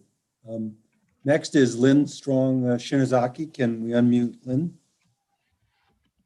Mike, can you hear me? Yes. So I am in favor of the bike lanes. My community is in favor of the bike lanes. We are in favor of encouraging more and more New Yorkers to do biking. This is in that direction. I'm sorry to hear that Elizabeth has had some difficulty with bikers who are not being safe. And I think that that's a different discussion in terms of how we can monitor and move safety with biking forward. But we really need to set up our community to have as much support with biking and biking as many places as possible. Thank you. Thank you, Lynn. Next is Rebecca Dangor. Can we unmute Rebecca? I'm already unmuted. I have a couple of comments. The first is I was disconnected from that meeting, so that was why I abstained from the second resolution. My comments are, the first is I am quite shocked that we didn't have any members of the public speak out against the bike lane. We have had full meetings with many people on both sides each time. And I think a lot of their concerns were about being able to, direct curb access to their homes. And there were some concerns about the elderly being not able to immediately access a cab. But our big concern as a board was the dialysis center. And while we haven't heard back, I don't know, Will, if she was comfortable with that. She had attended all the others. I think at this point we can assume that she's comfortable with it if she hasn't reached back out to us. Thank you, Rebecca. Okay, next is Marco Tamayo. Marco, can we unmute Marco? Thank you, Chuck. I am against this proposal. This proposal is inhumane and reckless to change the temporary bicycle lanes to become a permanent bike lane on one of the two busiest and narrowest streets, 61 and 62nd. This street connects from and to the Queensboro Bridge and the FDR Drive. 2nd Avenue always is congested due to the access to the bridge. So the traffic on this street constantly is blocking the avenues, creating hazardous conditions for the pedestrians and the bicyclists to navigate this corner street. The video that you saw was at 60th Street and 1st Avenue, outside of the area of the discussion. In several meetings that we had, DOT staff were avoiding to resolve the issues presented by the residents and the business on this street with baseless arguments or with some elemental graphics that a child can do better. DOT director said that the surrounding street access to Midtown Tunnel has the same volume of traffic conditions as our streets in questions and other laughable arguments. DOT presentation did show us how it's going to resolve the loading and downloading of the dialysis center patients. DOT presented a Fifth Avenue picture in which clearly DOT has reduced on one line on a wide avenue. That is a goofy comparison. And if that is the case, then DOT is proposing to reduce the traffic lane on the already chaotic and congested street, potentially creating gridlock. No solution for the nurse care facility. If a building owner wants to repair his landmark building, he won't be able to install a container on these narrow streets because of the bike lane. Furthermore, the bicycle's conduct is unacceptable. One homeowner said a bicycle passed by and was yelling and spat on his car. We need to enforce the bicycle laws as soon as possible. Thank you. Thank you, Marco. Next is Tricia Shimamura. Can we unmute Tricia? Hi, everybody. I hope you can hear me okay. Yes. I just wanted to say that I was one of the folks who really pushed DOT with regards to engaging the dialysis center. I thought it was crazy for us to not at least listen to taking care of some of what I think is some of our most vulnerable folks on that street. I wasn't able to make the transportation meeting, but in hearing that they are engaging with DOT, that they are engaging with dialysis center, that they are making enough space on that street for ambulance parking, I do think that this is something that I can now support. I think that at the end of the day, we need a thoughtfully considered comprehensive network of bike lanes, and this is a section that's missing one. It's not perfect, and I understand that, but I do think that that I appreciate that the increased community engagement that they did, and I do think that this is something now that we can get behind. I too just want to also echo that I was surprised that we didn't see neighbors out tonight on this, that they didn't speak out on this, and I think that gives me, I hope, a little bit of more comfort towards supporting this. Thanks. Thank you, Tricia. Next is Russell, our chair. Russell. Thanks. So I support this. I will say I don't own a car, but I do sometimes drive. I don't think bikes should replace all cars. I don't think, I think basically people who want to drive should be able to drive.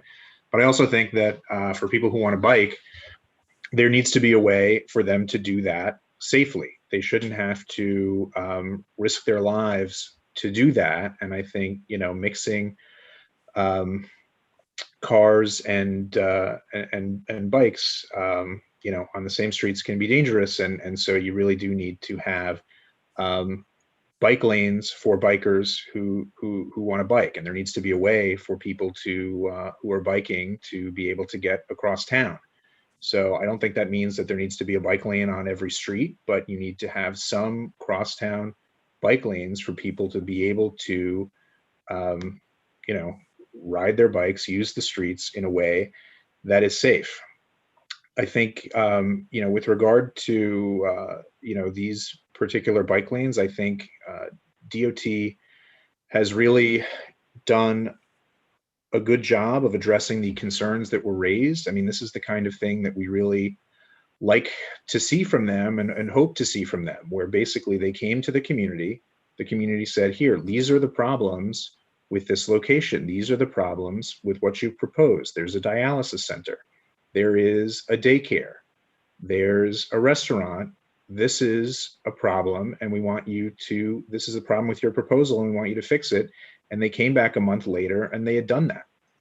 And, also to their credit, and again, I say this from someone, who has more of a sort of driving perspective than a biking perspective, I appreciate the fact that they accommodated it in a way, and the adjustments that they made were not done at the expense of the driving lanes, but what they did was essentially narrowed the amounts of space that were being taken up for bikes to accommodate the concerns that were raised by the community. So I think this is a situation where DOT has responded to the concerns that the community had. I do think it's a safety issue, and I think it's for that reason I am supportive of it. And let me just add another point here. I agree that there are enforcement problems with the bikes. I think that's a separate issue. And frankly, if we also wanted to, if we wanted to add to the resolution or have a separate resolution to say we want more enforcement, I'd be in favor of that. The problem that I have is I don't think it's right to say that because some bikers are violating the rules, we should put the lives of people who are biking at risk. I don't think that that is the appropriate solution or response to that issue. So I support more enforcement. I think there are a lot of problems with the fact that there really is no enforcement with regard to bikers. I think, frankly, having bike lanes makes it less likely that people are going to be riding on the sidewalk. It makes it a lot less likely that that's going to happen. But I think that those are separate issues, and I don't think we should endanger people or prevent them from having a safe option in sort of retaliation for the fact that there are people who are breaking the rules. So that's my view on it. Thank you, Russell. Next is Ed Hartzog. Can we unmute Ed? Thanks, Chuck. So this isn't, I'm going to be the voice of minority here, and I also will oppose bike lanes. I share Elizabeth Ashby's concern, and I will speak up for the seniors in this community and pedestrians like myself. I've lived in this city almost 25 years. I have had 4 near-death experiences in this city as a pedestrian. In 1999, I made the mistake of looking the wrong way at the Midtown Tunnel spillway when they come out of Queens. I was looking the wrong way. I can still feel the cab brushing against my left kneecap. It was my fault. I will do the rare thing, it seems, these days for bikers or pedestrians or drivers and admit it was my fault. I should have paid attention. I have learned in 25 years to watch out when you're crossing streets, which way is one way, 2 ways, etc. The other 3 near-death experiences that I have had in the last 20 years have been at the hands of bicyclists, who, I might add, are breaking the traffic laws. All right? They were driving, riding against the signal, the light outside of the bike lane, into the pedestrian crosswalk. At one time, my 9-year-old son had to pull me back from being mowed down by a bicyclist. I will note, I do not drive every day. Those of you who know me know I go out to Queens about once or twice a week over the bridge to take my son to hockey. The point is, I get an opportunity to watch bicyclists interacting with cars, with pedestrians. And while it appears that motor vehicle drivers have gotten the memo, it seems to be wide open. It is anarchy for bicyclists. That bike lane went in at First Avenue. You know, you learn to deal with the fact that a 6-lane avenue has been choked down to effectively 3. The trucks are now double parking in the 3rd lane. The buses have the right lane. You basically got First Avenue down to 2 lanes. The bicyclists have their own dedicated lane. I loved the video that the public session showed us, because in that quick recording of bicyclists, I don't know how many people caught the bicyclists going out of the bike lane as they came out from under the 59th Street Bridge. I did, because that's the intersection that I come off the bridge at, and I see it all the time. So it's not about retribution. It's about respect. It's about adhering to the law. As a driver of a vehicle, I have to register my car.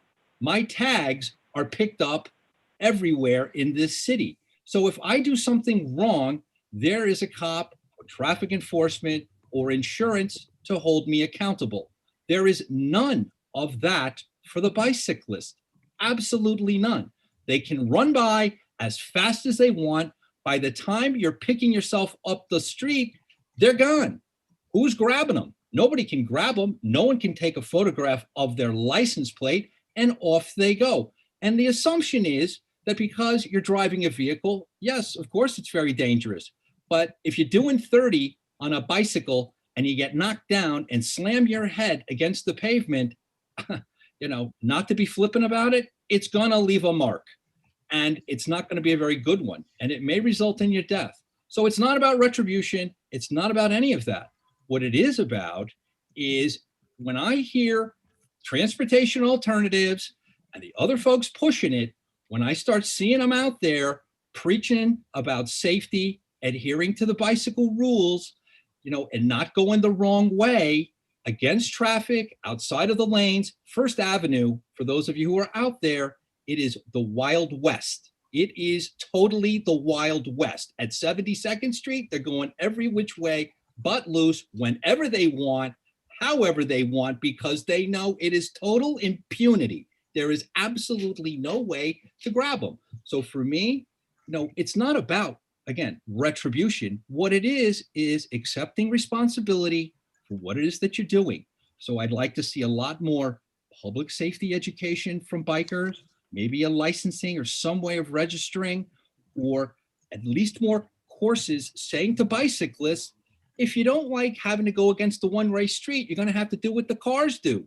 You now have your own dedicated lane. So you're out there, the motor vehicle law, you're going to have to go the same way that I do. So if I come out of my garage going the wrong way, I just can't decide like a bicyclist to go, hey, I want to go to First Avenue. I'm coming out on 75th Street in the middle of the block between 1st and 2nd. You know what? I'm just going to go to First Avenue. They might take issue with that in my car. If I'm on a bike, hey, God bless you. So that's it. That's my point. I will be voting against any more bike lanes until I hear a lot more responsibility from the bike community, transportation alternatives. Thank you. Chuck, we have some elected officials here, so I want to just break in and give them. Thank you, Ed. To speak. So Borough President Gail Brewer is here, I believe. So let's go to her. I'm here, but I can wait, Russell. Continue the discussion. I'm fine. I can wait. I really can. Okay. We also have Councilmember Ben Kalos, so let's go to him. Go ahead if you want to go ahead. Let him know.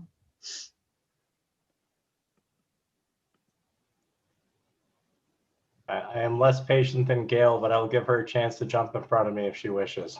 No, she passed, so you go ahead. I love our borough president. I don't know another elected official who attends community board meetings and sticks around for the whole meeting and stays on. She's amazing. And now she's mad at me because I said nice things about her, but thank God she's muted so she can't yell at me. That is the only benefit of Zoom. I want to thank Russell and the community board for everything. I want to just talk about some important stuff happening.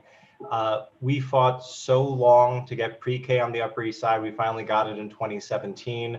The mayor promised in 2017 3K for all and said it would happen citywide by 2021, but it didn't. I fought with him, and he said that if we got money from Congress that he would do it. Carolyn Maloney delivered it, and I asked him for the 3K. He agreed to do it. So great, we have funding for 16,000 new seats. Now the real challenge is we need to find them. So I need help from the community board to find public schools that will accept the seats. With everything happening with the 3 foot, 6 foot, everything, I don't know we will get those seats. I've reached out to community-based providers. There are very few and limited, and they are also dealing with space constraints. So if you know any community-based providers that aren't participating yet, please let us know so we can get them in on the RFP.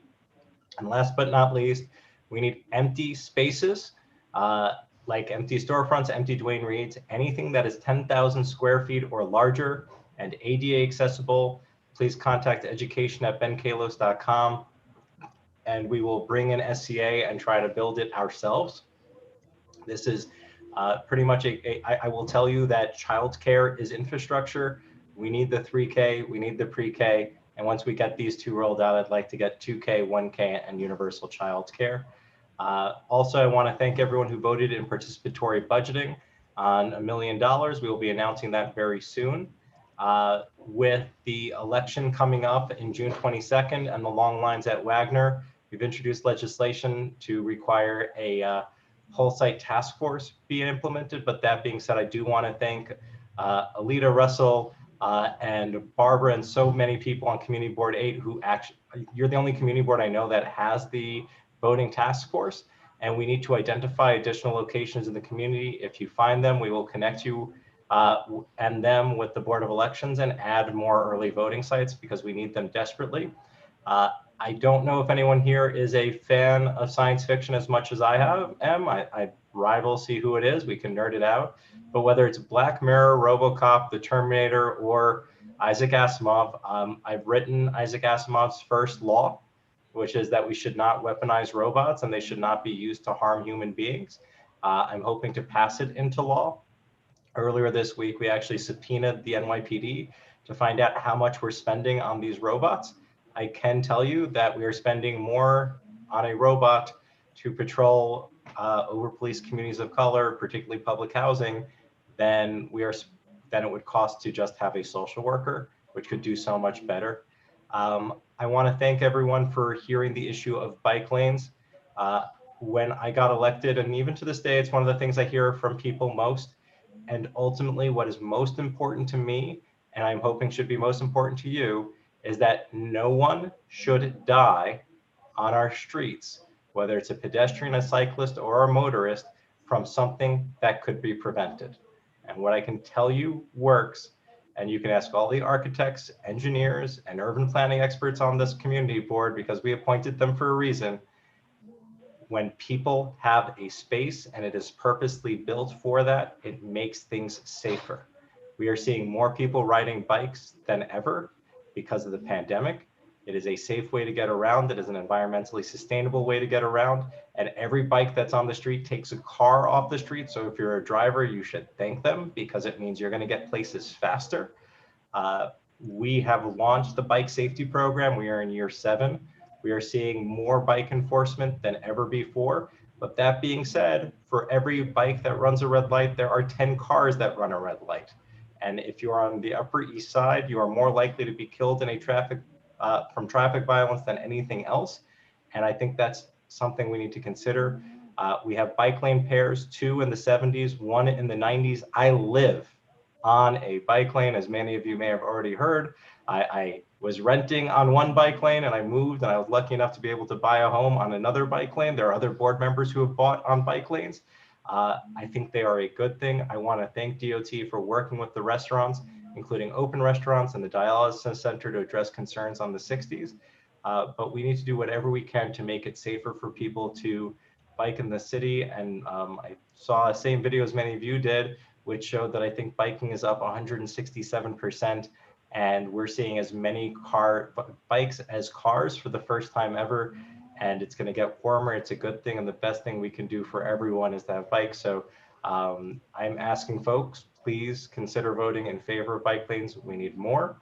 We will still continue to do bike education as we do with the Department of Transportation. We will continue to work with neighborhood associations like East 72nd Street Neighborhood Association to make sure that every single restaurant has people wearing vests that have a number, and that if a commercial cyclist engages in inappropriate behavior, we can hold them accountable, and you can call 311 and our office, and we will do that enforcement. We've asked buildings through Ben and Your Buildings and the Neighborhood Association not to let people in unless they're wearing the safety vests. And yes, even though it's not the best thing, we've increased enforcement. There's more enforcement here than anywhere else in the city. And ultimately, I think that having more lanes will allow us to do better and more enforcement. And we have purchased bikes for the precincts so that they can do enforcements in the bike lanes. And I think it's bittersweet because on one side, cyclists get grumpy about getting the enforcement, but it's fair. And on the flip side, they end up being pretty happy because while they're in the bike lanes, a lot of vehicles get summonses for blocking the bike lanes. So it's a little bit of both. I want to thank everyone for your time. And tomorrow is Earth Day. We hope to be passing legislation to ban pesticides from our parks. And we're going to be doing we're going to be having a hearing on Friday about environmental purchasing and using our city's $20 billion to save the planet. And we'll be pretty busy. Happy to take any questions. I know I went on for a little bit, and I want to thank the chair and the community board for your indulgence. And Gail. Sure. I think we are going to get back into the Transportation Committee discussion that was rolling here. Okay, thanks. I think next that I see is David Halpern. Can we unmute David? That's the bottom of the list. The top of the list is Elizabeth Rose, then Billy. Oh, okay, sorry, I have the list. Who's next then? Elizabeth, and then Billy, and then Elaine. Oh, okay, sorry. Okay, my list got messed up here. Thank you so much. Okay, go ahead, Elizabeth. Sorry. In the ancient history known as the 1970s, I was in middle school. I had the audacity to ride my bicycle across town to try to get to school. My mother got the phone call that Lenox Hill Hospital had called, and I was there with a concussion and stitches on my face. Later in life, I walked out onto a crosstown street and got hit by a bicycle. In both of these cases, protected bike lanes that were clearly defined and ideally had some separation from traffic would have helped prevent or mitigate those accidents.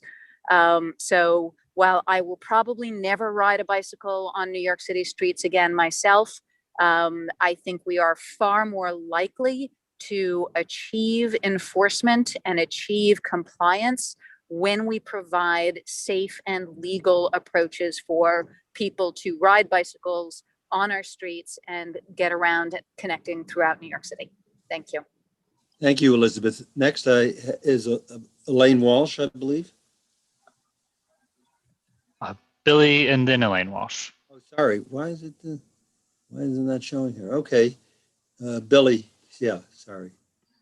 Great, thanks. I want to urge my fellow colleagues on the board, maybe fellow colleagues is anyway unnecessary, redundant, to vote in favor of this resolution. And I don't want us to get mired in this sort of who's worse. Is it car drivers? Is it cyclists on the street? I don't think that's what this is about, but I do want to briefly say last year in 2020, there were 243 traffic fatalities on our city streets, and it was overwhelmingly from cars. The data show 99.6% of injuries come from cars. And just the other day, as I was walking from 85th Street to 86th Street, a car was turning and nearly hit me. We need better infrastructure on our street to make sure that we are safe. Cyclists, drivers, pedestrians. I think that's what this is about. You know, none of us want someone to be violating the rules of the road, driving too fast, whether it's on a bike, on a car, on a motorcycle. But I think what we do know is that better infrastructure will make us safer. And that's backed up by all the data. And I just want to talk about now specifically these lanes on 61st and 62nd Street. The data from DOT show from 2014 onward, there were 342 injuries on these streets, 27 severe injuries, 3 fatalities. This places 61st Street and 62nd Street in the top 10% or bottom 10%, depending on how you look at it, of the most dangerous streets in the entire city. And in 2015, I just want to remind the board, we passed a resolution reflecting these facts, saying we want crosstown lanes in the 50s, 60s, 70s, 80s, and 90s. We passed that resolution. We used this specific language. I looked it up. We said using the safest appropriate design. And I think all the research shows that the safest possible design for bike lanes is a protected bike lane, a permanent protected bike lane. And for those of you who weren't able to make our transportation committee meetings, we had a meeting in January, then again in March, then again in April on this. We heard from our neighbors. Yes, some of whom were against in January and March, many of whom were in favor, including Devin Gold, who you heard from tonight, who I believe lives on, or his family lives on 61st or 62nd Street. We also heard from Paul Crickler.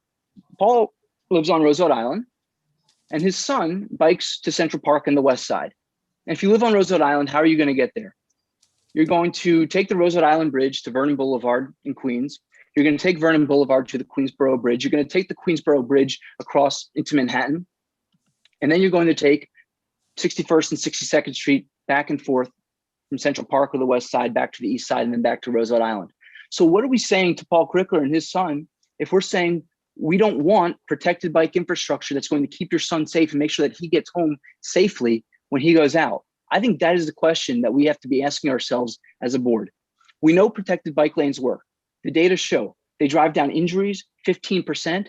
They drive down pedestrian injuries 21%. So we know this type of infrastructure works. Are we all happy with how people are using the road?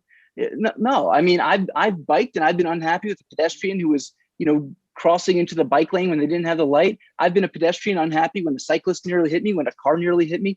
What we should be fighting for is better infrastructure. And I hope that's what we will fight for tonight. And I hope we'll vote in favor of Sharon's resolution. I think it's incredibly important. And I think it will live up to our resolution from 6 years ago, calling for this type of infrastructure. Okay. Who's next? Who do you have next?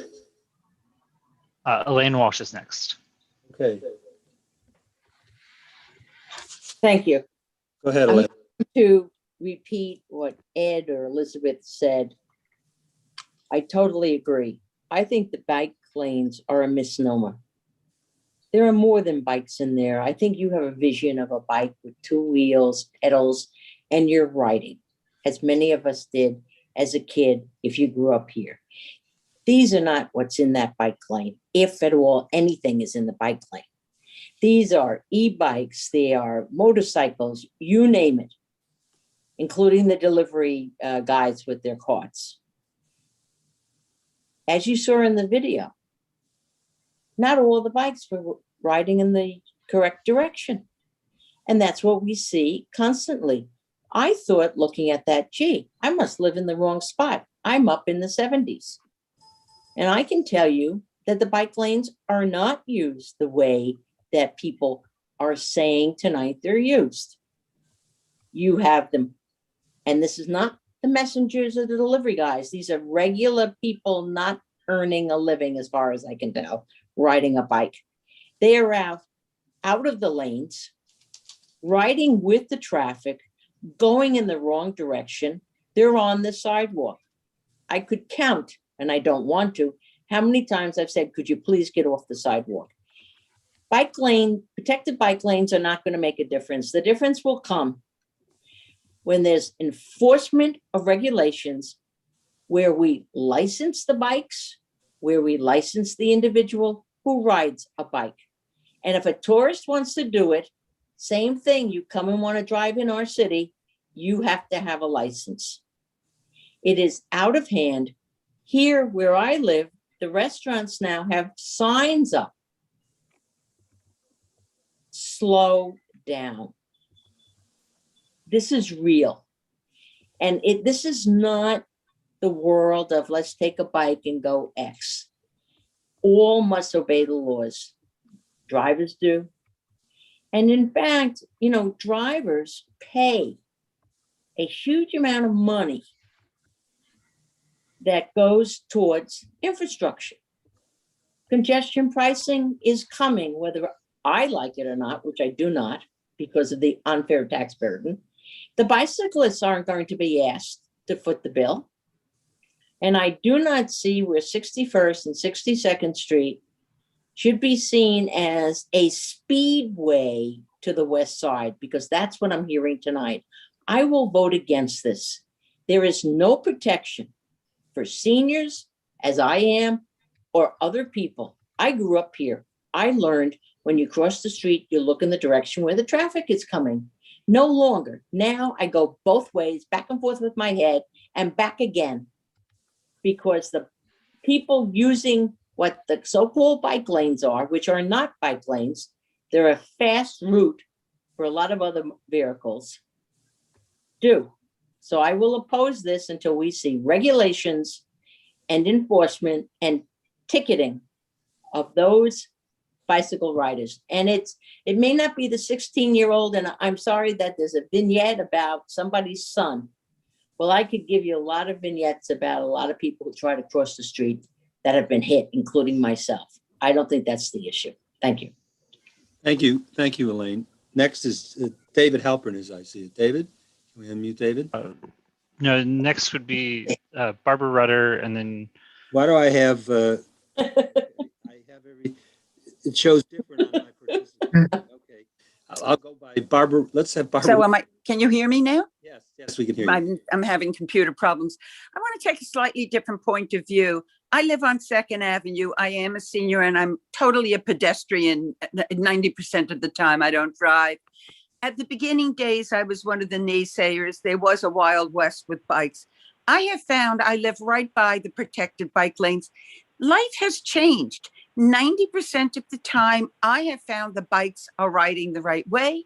They're stopping at lights. They're making turns much more careful. I feel so much more comfortable as a pedestrian since there were bike lanes than before. We are going to have bikes and we're going to have some of the e-bikes. I would rather be selfish and as a pedestrian say, let's give them, a dedicated bike lane where me as a pedestrian is safer than just saying, screw them and just let them ride in the street in all sorts of ways, which is less dangerous. I am totally for this. I haven't come to the transportation. I don't know some of the specific issues of 61st Street, but they seem to have worked out with DOT. I am for bike lanes at this time because I feel so much safer as a pedestrian and I live right here and I live on the pedestrian road. So that's what I would say. Is it Rita Popper next to Will, as I have that right? Yes. Yes. Okay, so can we unmute Rita? And then Sarah Chu is on deck. I have to tell you, I'm really very conflicted. I know that accidents, unless they end up in a hospital, don't get reported. I live on 2nd Avenue. I drove a car. I loved it. But I don't have one anymore. And I'm in the street. And I'm not afraid to come home late at night by myself. I'm not afraid to do anything. I am afraid of bikes because I'm looking where the traffic is coming, which is north on 2nd Avenue. And suddenly there's a bike coming in the opposite direction. And when you ask somebody, just as somebody said, please get off the sidewalk, you are subjected to a lot of words. I think bike lanes, if they're going to keep people safe, I have not heard in one transportation meeting that we must have public service announcements on how people should behave, bicyclists and pedestrians. I don't think that this conversation takes place in Paris. I know it doesn't. Why are people born in Europe knowing how to the rules of the road for a bike? This is crazy. What happened is the bikes came and then we hope to reinforce it. And a lot of those bike accidents are because of a bike trying to scoot by a car that's making a left-hand turn. I'm very conflicted over this because it's not getting better. The more, every time we're here, we talk about the same thing over and over and over again. So I'm not sure, but I think that we need to do something for public safety for everyone. Thank you. Thank you, Rita. Sarah Chu is next. Will, is that it? Correct. Can we unmute Sarah? Sarah? Hi. In the past, I've had concerns about the process by which DOT has gathered community feedback and how it has or has not used community feedback in the design of bike lanes. And so I'm not, so I haven't been in total support of bike lanes that we've established on the Upper East Side in the past because of the process. But I've also walked home with community board members and have seen them almost get hit by bikes. And so I completely understand where the concern is coming from. But I do have to say that 61st and 62nd Street, especially as you get further east, close to the bridge, I just don't know how cyclists can cycle there without having more protection. People will be riding. It is for especially as we're staring down congestion pricing that that people who need alternative or free transportation will gravitate toward bikes more frequently. And 61st and 62nd are prime areas that need control. And so I was happy to see also that DOT presented in their PowerPoint presentation that there are new bike lane designs that can help mitigate some of the trouble areas that the community identified. And I don't think that was available to us in the past. And so I think I agree with Barbara that I feel like things have changed. And for me, at least at 61st and 62nd, I would support this resolution because it's a highly car trafficked area where it's a cycling kind of intersection, and the danger to cyclists, I think, is very high in those areas. And so I would support this resolution. Thanks. Thank you, Sarah. Will, I have Taina Borrero next. Is that right? She's towards the bottom of my list. I have Valerie Mason and Jane Parshall and Michelle Birnbaum next. Oh, okay. Okay. So let's go to Valerie. Hey, thanks. First, I want to say that I think, the DOT had come back to us a bunch of times to answer some questions we had about the lanes. I think the reason why a lot of the community that had come out to our previous transportation committee meetings is not here tonight is because at our last transportation committee meeting, Ed Pinkar said the bike lanes are becoming permanent in June or July. So, if you have something that you need to do tonight, why would you come back again to talk about the fact that you didn't think the bike lane should be permanent when the commissioner has already said that this is a done deal? And in fact, we weren't even going to even think about passing a resolution in support or against the bike lanes until I mentioned it. So, after sort of a 4 or 5 month heavy duty participation by the community, they basically threw their hands up and said, why are we wasting our time anymore? Nobody's going to do anything. I want to bring it back to the bike lanes on these two particular blocks and just say the thing that concerns me about them is that my question really was, let's keep them temporary until this city gets back to a little bit more of a regular traffic pattern to see if they can be really permanent. Because what you're seeing on those two blocks right now is not really even what you usually see on those two blocks, because they are very dangerous, even with the number of cars that were there before. I think the protected bike lanes in general have been a good thing on the avenues. The problem is that our mayor decided to throw the kitchen sink into the bike lanes and put anything that has a motor in the bike lanes, which has made it less safe for both cyclists and pedestrians, and even cars for that matter. You don't have as many cars going the wrong way down a one-way street as you have cyclists going down, quote unquote, the wrong way on a one-way street. And today, I literally got hit by a bike coming out of a protected bike lane this morning at the corner of 74th and 2nd. And the guy just kept going. And luckily I wasn't hurt. Later on in the day, I was eating lunch at an open restaurant and 2 people were cycling on the sidewalk. It's out of control. But I don't want to confuse the two issues, because I think Russell is correct. We should either add an enforcement piece onto this resolution or separately say that we can't continue to consider new bike lanes until somebody comes up with some system that is going to make it safe for everyone. Because right now it is not. If I were a cyclist, I wouldn't even want to go on the protected bike lanes.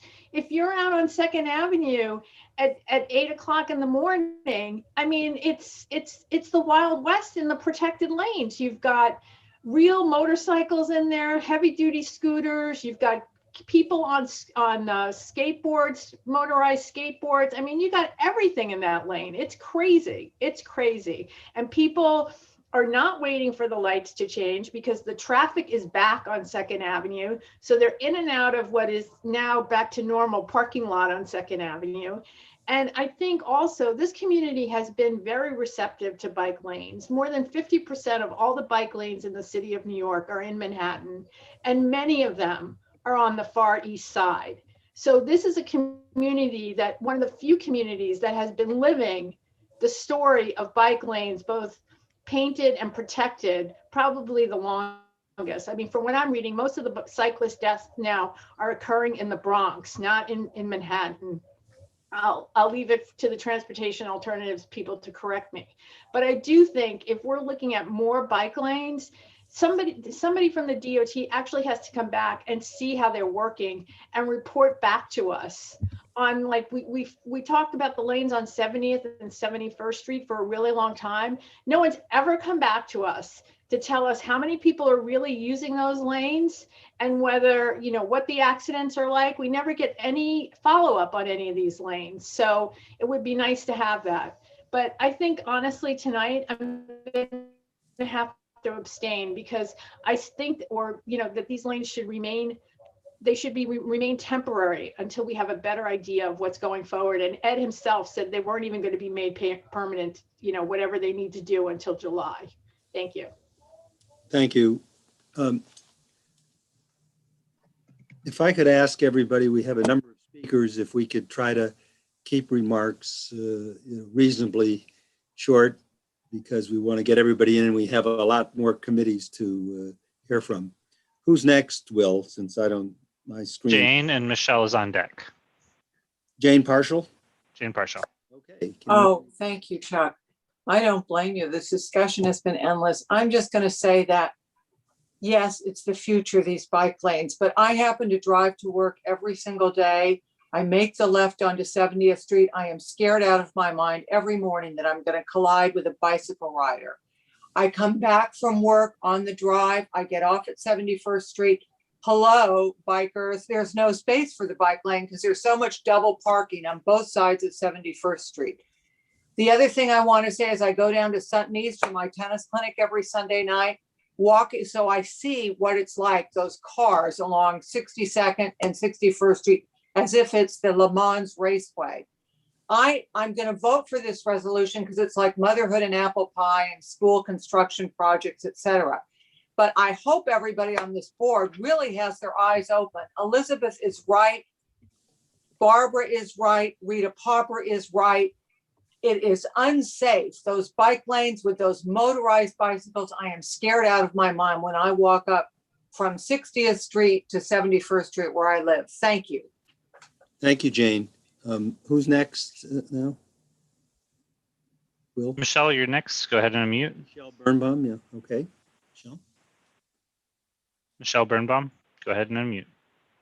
Oh, I thought I had. Sorry. Yeah, thanks. Bike lanes, the suggestion started with Mayor Koch when he put a bike lane in on 8th Avenue, a little narrow bike lane that was about the width of a bicycle. The concept didn't work, and so he backed off that project. Bloomberg came into, really started the bike lane project in full force and was a very big advocate and supporter. At that time, there were 2% of the population were bike riders. My great fear at that time, and I have been talking about this since that time, so how long ago is the Bloomberg administration? The 2% of the population was bike riders. The only reason the bike riding population increased as dramatically as it has is because it was a build it and they will come kind of a concept. The more bike lanes you build, the more bike infrastructure you build, the more bike riders you will create. You're not building an infrastructure for existing daily bike riders. You're creating them with the infrastructure. But along with the infrastructure, if that is your aim, to increase bike riding, you've got to increase accountability. I've been advocating for licensing for since the Bloomberg administration. You can't build up an infrastructure like this, increase the bike riding public, and not give them a vehicle for accountability. The only way to do that is licensing. I understand that's a state issue, but it doesn't mean we can't advocate for it here. The biking community is not for, they will never vote for an enforcement thing like that. I understand that. But they contribute nothing financially to the building of the infrastructure. They pay nothing for the roads. The city, we're building and building infrastructure. We're increasing, by doing that, we're increasing the bike riding population. And then that's getting more and more creative with scooters and skateboards and motorized bikes and half motorized bikes and assist pedal bikes and on and on and on and on. I contend that the more entities you put on the street, the more accidents you will have. Now, you can play with the percentages, because if you have more people, you can have the same amount of accidents or increased amount of accidents, but the percentage goes down. But you cannot tell me that with this whole biking infrastructure and turning this whole city upside down and narrowing every street in the city, you cannot tell me that the streets are safer. I do not believe it. And you can point to any kind of anecdote that you like.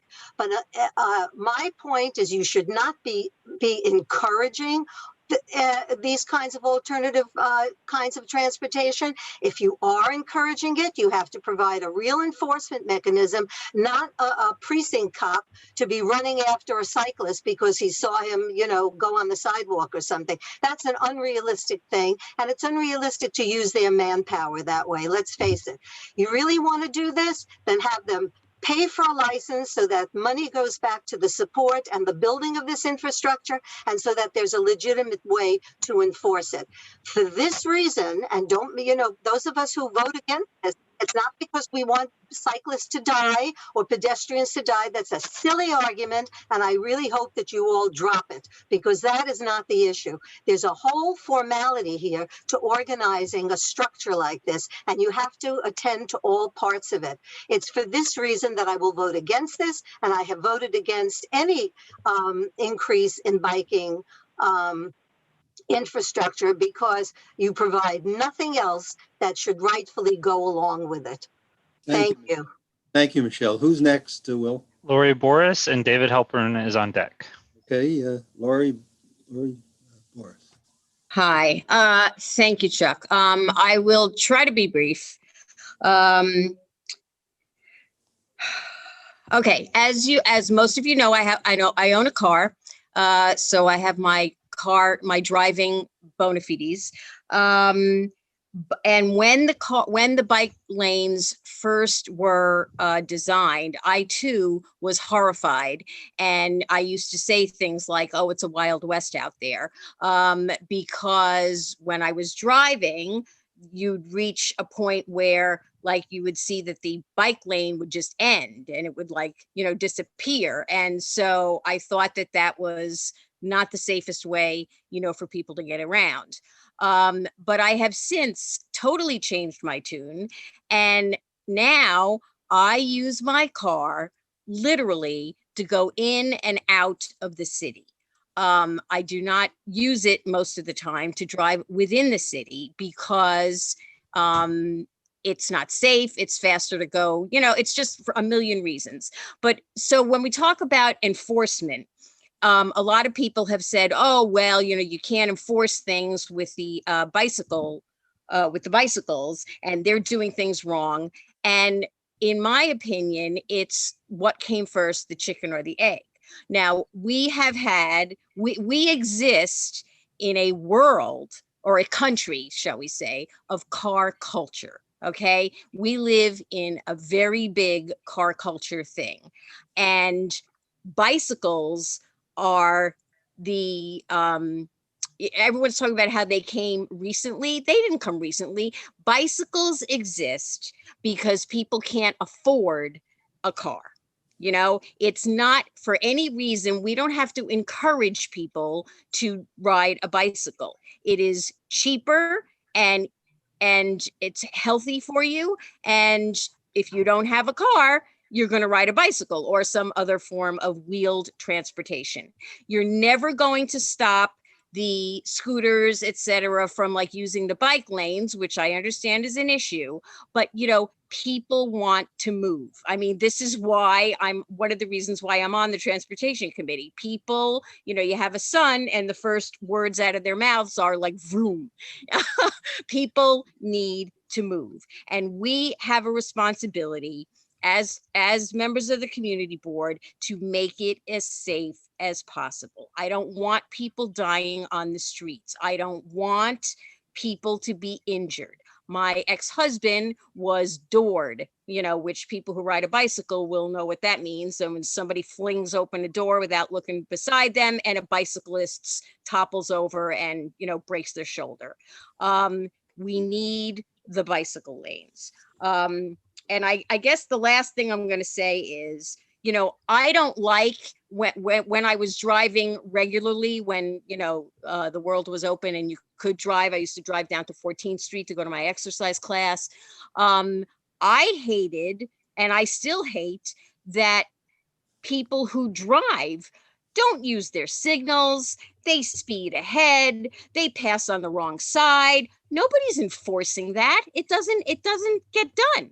Okay, so drivers break the law almost as much, if not more, than people who are riding a bicycle. Okay, so that argument is just like nowhere.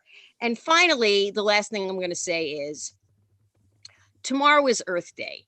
And I think that it would be, we'd get good headlines. You know, I'm always saying, like, remember the headlines. It's like, I don't think you want to read a headline or read Twitter that says Community Board 8 couldn't support the bike lanes the day before Earth Day. That's it. Thank you. Thank you, Lori. Is David Halpern next, I think? David is next, unmute, and Taina is on deck. Okay, great. Am I unmuted? Yes, you are. Yes, you are. Well, I would say number one, once you let the genie out of the bottle, you can't put it back. And the genie in this case is the bikers. And personally, I encourage more and more biking. It's healthier, it's better for the climate of the city. And on balance, I think people are learning that and hiking more and more. The way I get around the city primarily is walking and public transportation, but I also do drive. And, you know, we all speak from our experience, and from that experience, everybody is right to some extent. But it's really a balance. Because I live on East 86, close to East End, I've been watching what's happened with the bike lane on First Avenue. And when it first came in and I wasn't totally aware of it, I wasn't looking and I did almost get hit by a bike. But now, of course, I'm aware. I think anybody who walks in the city has got to be alert, whether there's a bike lane or whether there isn't. And people who are going to be discourteous are going to be discourteous whether they're in a bike lane or whether they're not. Just a week ago, I'm walking up around the curve at Gracie Mansion on the promenade, and some guy comes racing down on his bike, probably going 40, 50 miles an hour, and almost hits me. So he didn't belong there, but you just have to keep your wits about you wherever you are. So I think if we're being alert when we walk, we are certainly better off having the bike lanes than not having. Also, since I do drive from time to time, I have purposely driven on 61st and 62nd. And there is no doubt in my mind that when you have the bike lane, that even with all the amount of traffic that you get on those streets, it's safer, it's better for the bikes, better for the cars and other kinds of vehicles. So based on my experience and based on being an architect, to quote Ben Kalos, I guess that's why I'm here, I think the right thing is absolutely to support this. We have to support it in the context in which it exists now. People have talked about better safety measures and so on down the line. Well, maybe that's the next step in terms of licensing and things like that. But if we have to talk about whether we support it now or not. I think in today's context, it's much, much better to support it than not. Better to have the bikes in the lanes than not. And for the people who are going to be discourteous, they'll be discourteous with or without the lanes. Definitely safer with. Let's all support it. Thank you. Thank you, David. Taina, I think is next. Can we unmute Taina? And Rebecca Lamort is on deck. Okay. Sure. Thanks so much, Chuck. I just want to start by saying I think it's just really discouraging as a fellow board member to hear, sort of, folks implying that, if you at all question voting for or against this, that by any means, any one of us, wants to have unsafe streets. I think, it goes without saying that we all want safety on our streets, and obviously, any deaths or injury by virtue of, a car or a bicycle is obviously undesirable. So I just wanted to state that. And then, I'll keep it brief. I think I actually, think our role as board members is really to represent the community. And so I'm not going to, I don't ride a bike or drive a car. I'm a pedestrian. I walk everywhere. But, I'm not going to speak from my personal opinion about cyclists or how they behave or don't behave. I am concerned though. And, I will say I did not attend the last few transportation committee meetings, but I am concerned that in reading the minutes, there are, what it seems to be like an even number of members of our community that have legitimate concerns about these bike lanes. And so while I think we didn't hear from them this evening during the public session, it's clear to me in reading through the minutes, and I went back, that they certainly exist. And I definitely don't think that by virtue of them not showing up tonight, that we should assume, I heard some fellow board members say earlier on, I don't actually think we should assume that because they didn't show up tonight to speak in the public session, that everything, that their concerns have gone away, right? That meeting was fairly recently, and I can't imagine that their concerns have gone away. And it's clear from the minutes that they had very legitimate concerns. So I think this is tricky, but I think, personally, I feel like there are still enough members of the community, live or work or from the facilities close by that have legitimate concerns that I do think need to be addressed before we are supportive of this. Thank you. Thank you, Taina. Rebecca Lamort, can we unmute Rebecca? So I come at this from a unique perspective. I've been hit by a bike, had to go to the hospital, get stitches. I physically can't bike with my disability, and I've had a car in the community. And so I approach this for wanting to see safety for everyone involved. And for me, that means moving forward with these protected bike lanes, because I know as a driver, when I see the bike lane, I'm looking out, I'm pausing, I'm taking that extra moment to look both ways before making a turn or doing anything.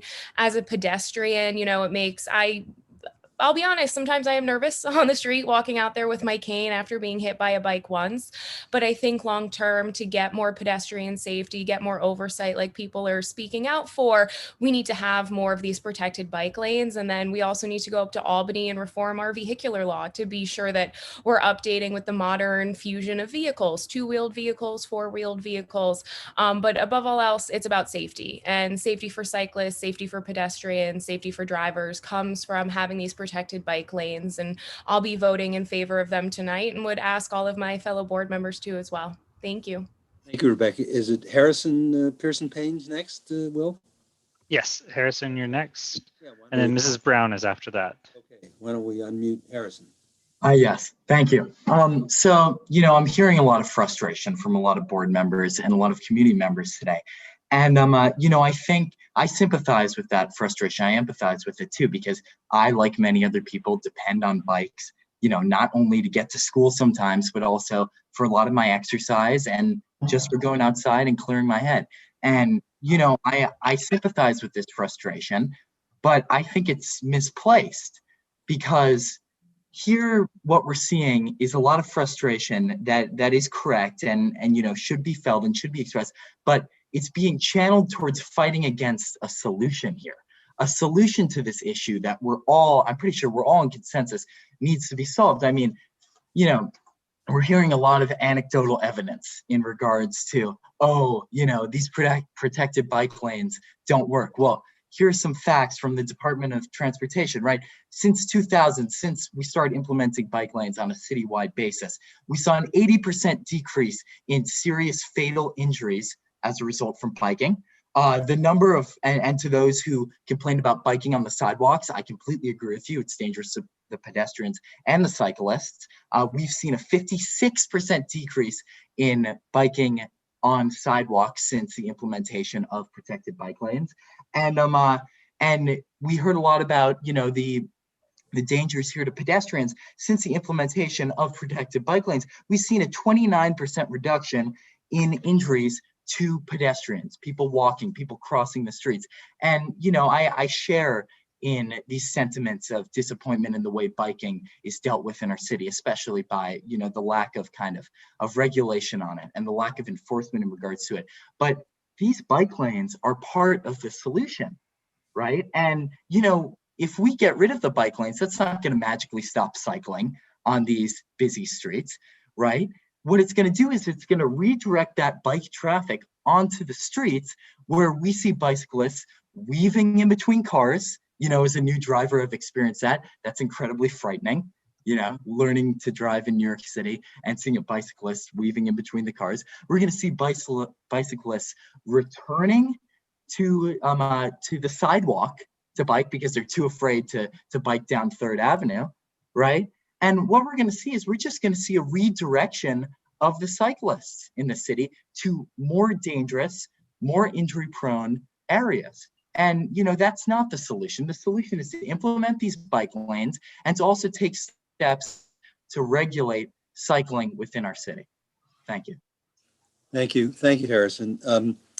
Mrs. Brown, I think, can we unmute Mrs. Brown? She may be, I'm not sure. Yes.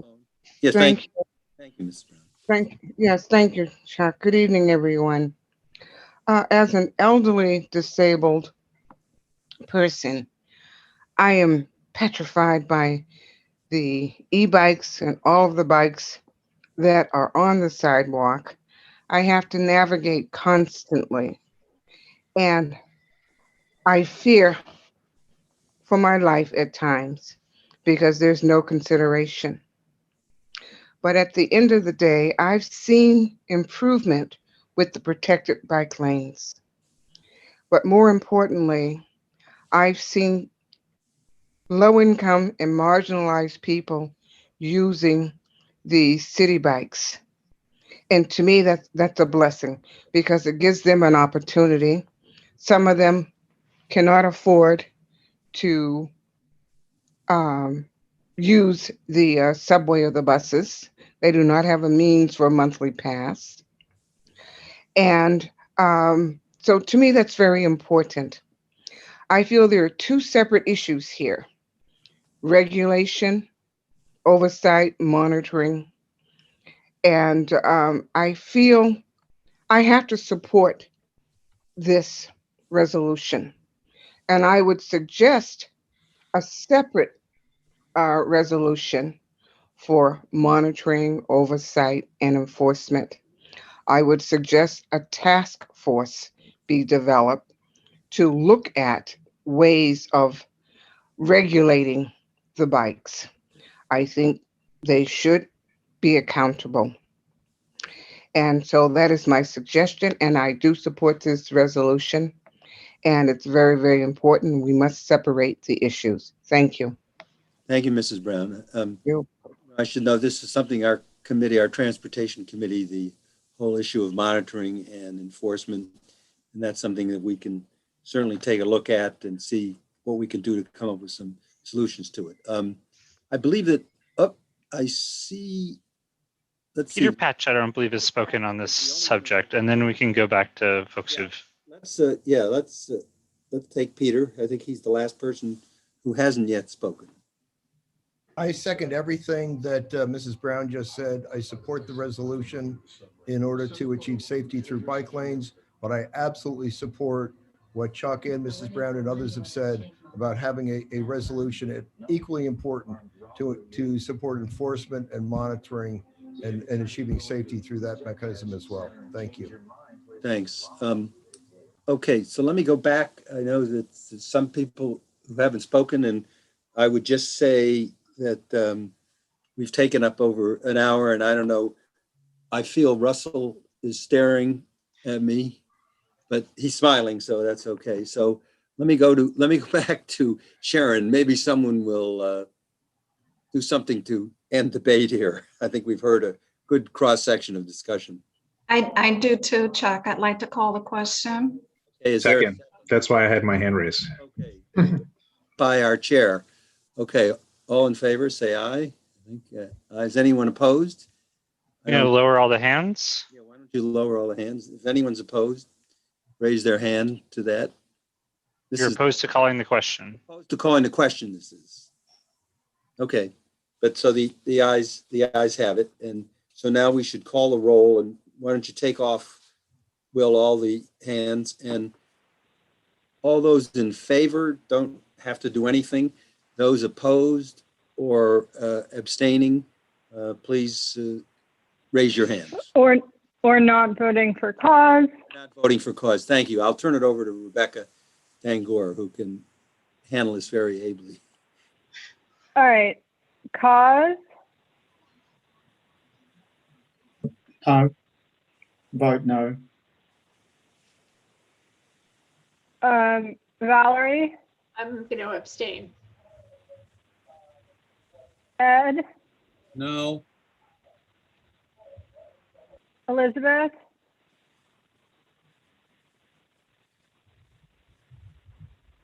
Elizabeth, just unmute.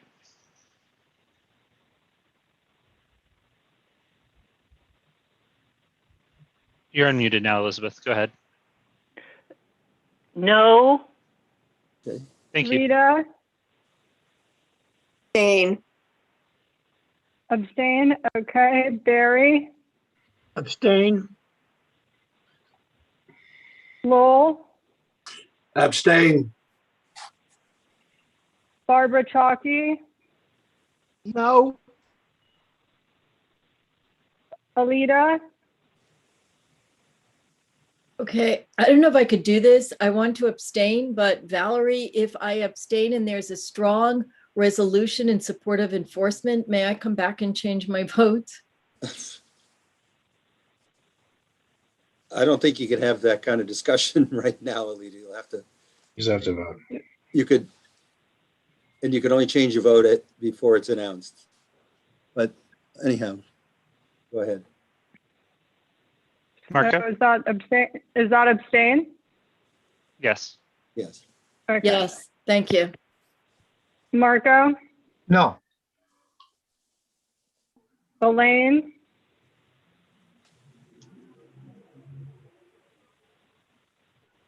No. Gail. No. Michelle. No. Taina. No. Okay, I'm gonna tally the votes. It'll take a little bit.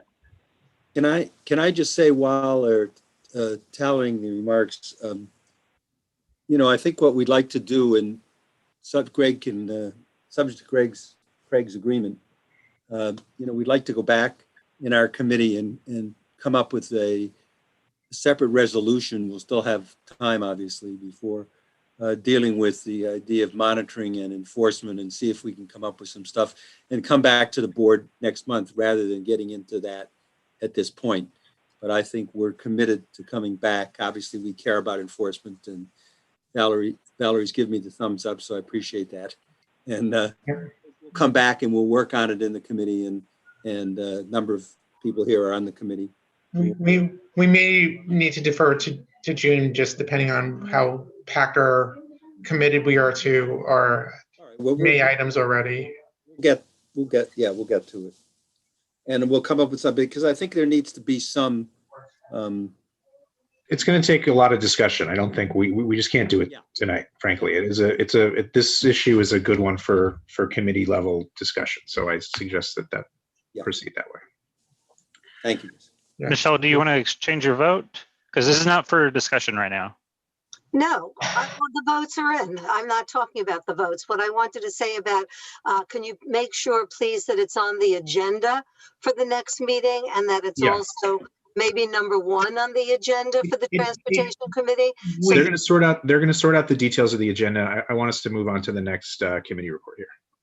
But it'll definitely be whichever month they do it. Yes, they'll they'll put it out ahead of time. So let's move now to, thank you, Chuck and Craig. Let's move to the Roosevelt Island Committee. I'll turn it over to Lynn.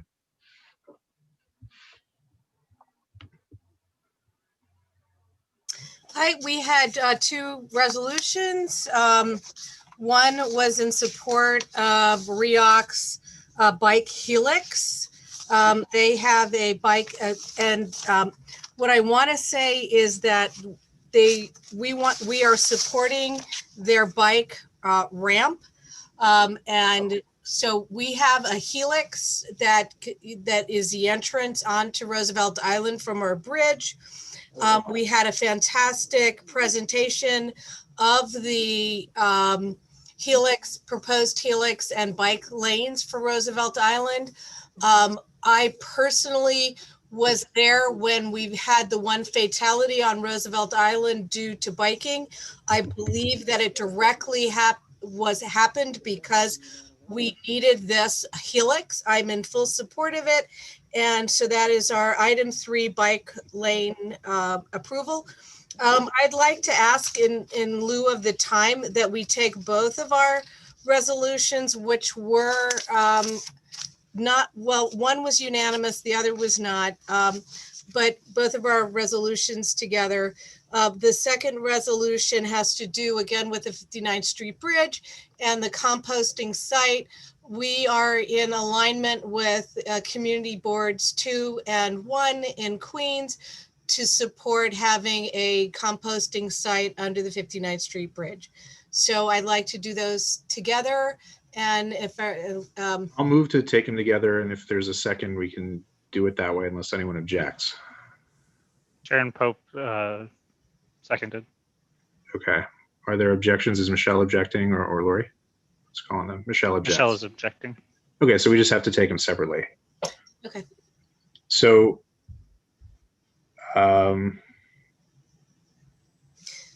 why don't I take the bike helix? well, let's call on, I don't know if Michelle wants to speak also, but yeah, go ahead. And I think she has something she wants to say.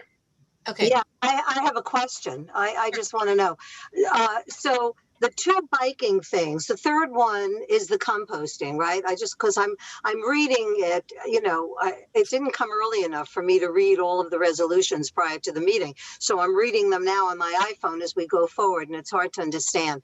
So my understanding is that the item 3 is the composting. And there's a 1A and 1B in the first resolution. Okay, and so then actually, you're looking at my notes. There's 2 resolutions. There's 2 resolutions. There's the one resolution about the bike helix, and then the bike ramp. Yeah, the first resolution is about the bike ramp, and the second resolution relates to the composting. Correct. And what's the third one? So there isn't, I think what you're confusing is that there were 2 discussions about bike issues on Roosevelt Island. One of them was resurfacing our bridge to make it much safer. We did not put a resolution forward on that. And I think that that's what you're reacting to. Yes. But we did do a resolution in support of the presentation of the helix and of the agreement to support composting under the 59th Street Bridge. Okay, that's great. That clarifies it. One other question. What's a helix?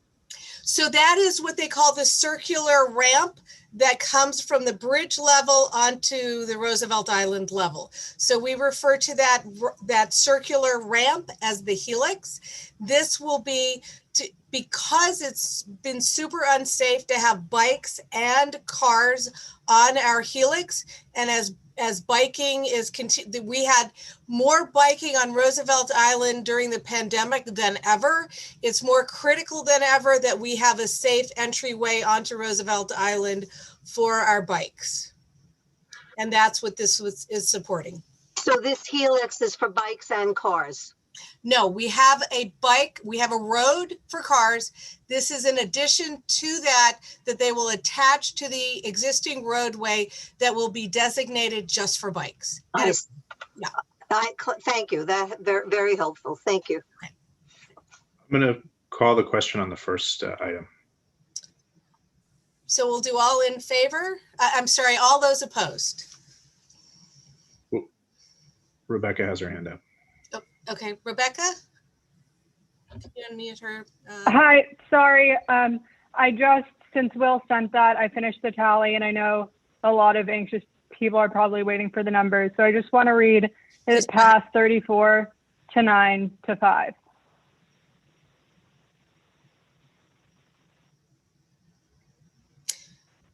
So now, thank you, Rebecca. Appreciate that. And I know that this biking is a huge issue. And if we can, all those opposed to the bike ramp addition to our helix, please raise your hand. So which of our secretaries is taking this one, Billy or Anthony? I'll be doing this. Oh, okay, Billy, go ahead. No. Sorry about that. And I've been having some technical difficulties on my iPad, so if you lose me, just someone maybe can pick up for me. But raise your hand if you are voting no, abstaining, or not voting for cause, please.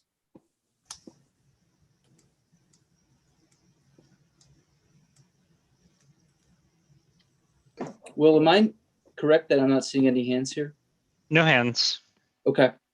So that's a unanimous in favor of our helix ramp. Thank you, everyone. And I'd like to move then on to our the composting under the 59th Street Bridge. And I would love to have somebody call the question on this. Call the question. Okay, thank you. Second it, please. I think that's Ed Herzog seconding it. Yeah.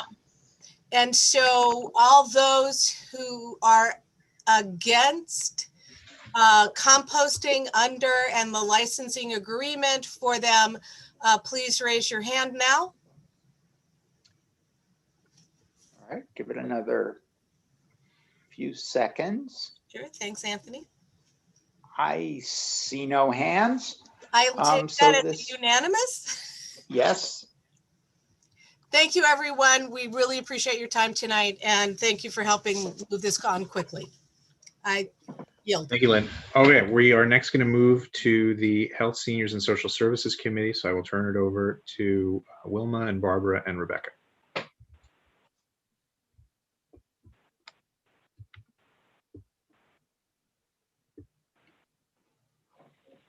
Rebecca, do you want to take the first one? Sure. So at our meeting, we discussed a package of 11 bills to improve our situation with nursing homes. It's focused on, increasing accountability, staff, patient care ratios, accountability, transparency, and general kind of improving care as a whole. The two pieces have already been signed into law by the governor, including the one about visitation, which a lot of us were concerned about kind of taking a position on since we're not medical experts. However, the remaining pieces are are only about how nursing homes are run and not about any kind of real medical decisions. So Barbara, anything to Yeah, I'm going add? to just say one other thing.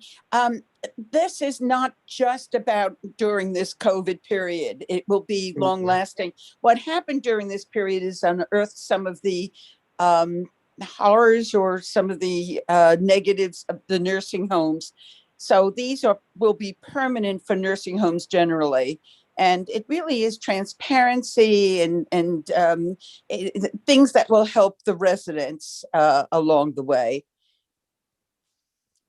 And there It was is one unanimous, additional. I think. Am I right? Wasn't it unanimous? Yes, it was unanimous. There was one additional result, be it further resolved, in which the expert we had at our meeting encouraged us to ask for for legislation that would speed up the process in which facilities would have to pay fines, so that they would think twice about repeating those same infractions in the future. So that is the be it further resolved.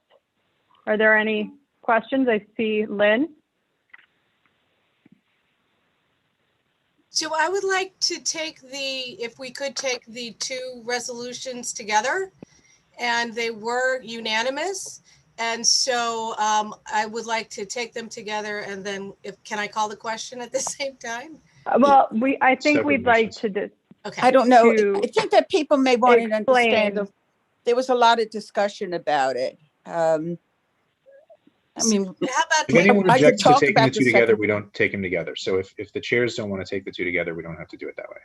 unless we discuss the second one, and then we could take the both together. Why don't I do that? The second one, it came up. What has been happening is that it's the aides that have not been getting vaccinated at the same rate that the residents have. But if an aide comes in with COVID positive, then it affects the residents, that they have to be quarantined and stay in their room. Peter, who was on the phone before, I had spoken to him, and he just talked about how life was just so difficult. And I've spoken to a lot of other people whose parents are in nursing homes or assisted living. And so we have a resolution to say that if you are the first line person working in a nursing home, in other words, not the accountant or something like that, that you have to be vaccinated unless there's a medical or religious exemption to work at it. And Rebecca, do you want to talk about the legality of it? What you found? Yeah, I want to say one more thing, and then let's turn it to Wilma before we further open it to questions or comments or calling to question.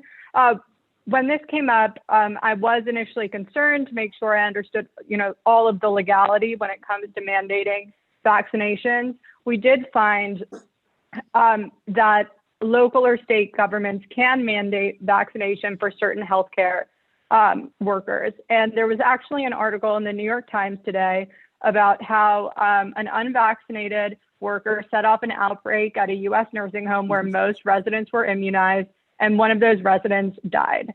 So this is a big problem, and it's also causing emotional turmoil for a lot of the residents, especially at Kohler. So trust me, I went through everything I could during the meeting and continued to do so after. There's a bill currently in the Assembly that wants to mandate vaccinations for both the workers and residents. We did not want to go that far. We did not think that was okay. But simply, if you work at a facility and have direct contact with our most vulnerable population, you should be vaccinated. So I hope you'll support this. And I turn it to Wilma. There was a lot of discussion on whether a person that works in a facility like that should it be mandated for them to be vaccinated. The first line people that are that's working close to the people in the nursing homes, but I don't think there's any place where you can actually make a person take the vaccine. There should be some kind of educational program that will encourage them to be vaccinated because they're working with, vulnerable people.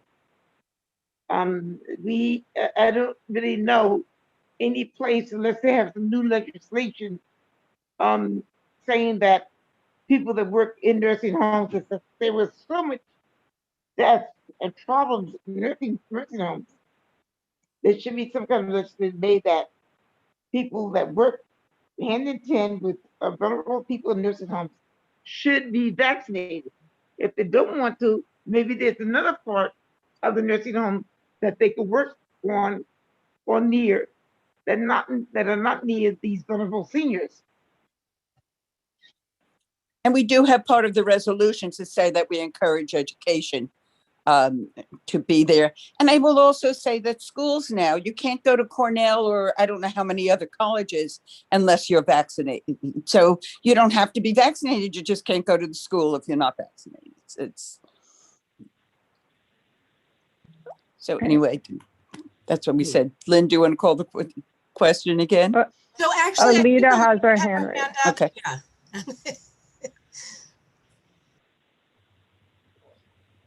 Thank you. I just want to say that I hope everyone could support this. The experiences that I saw and have seen and continue to see at Kohler are devastating to the residents. They are not allowed to have, as any state facility, any kind of visitor if there is one positive case. I mean, I think this has changed recently, but prior to the recent weeks, if there was one single positive case of COVID at the facility, all visitation was banned. So for almost a year, residents had no visitors because, well, prior to the vaccine, they couldn't, and staff were bringing in they were testing positive, and it didn't matter whether they were at the facility or off the facility when they tested positive.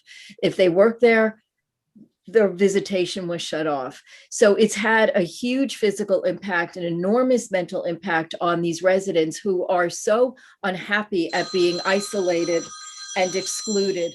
So I really hope that you support this and understand the impact, that it has had on residents. Thank you.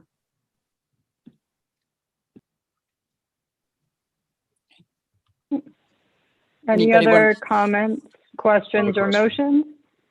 Sharon?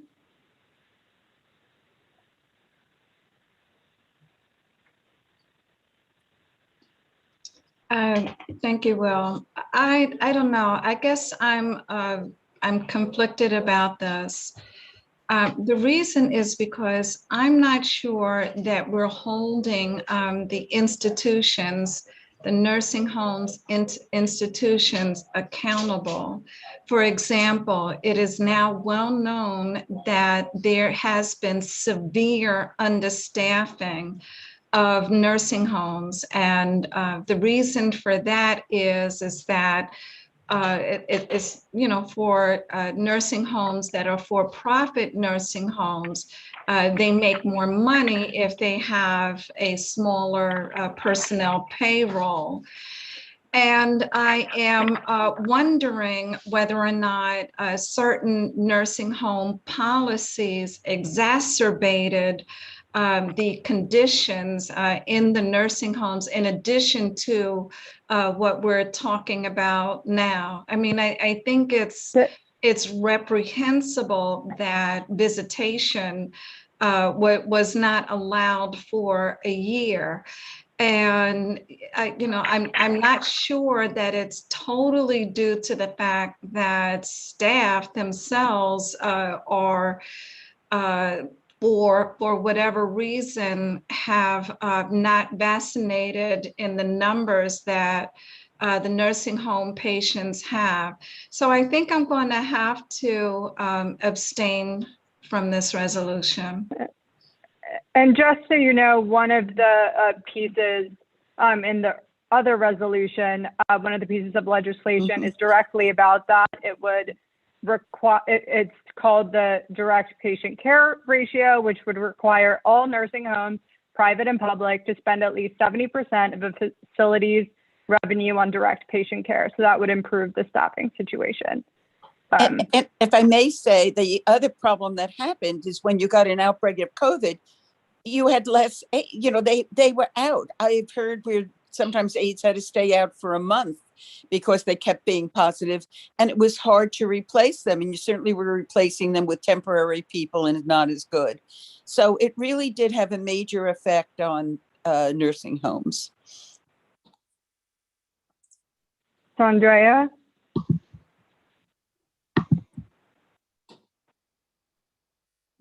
Yes, hi, greetings all.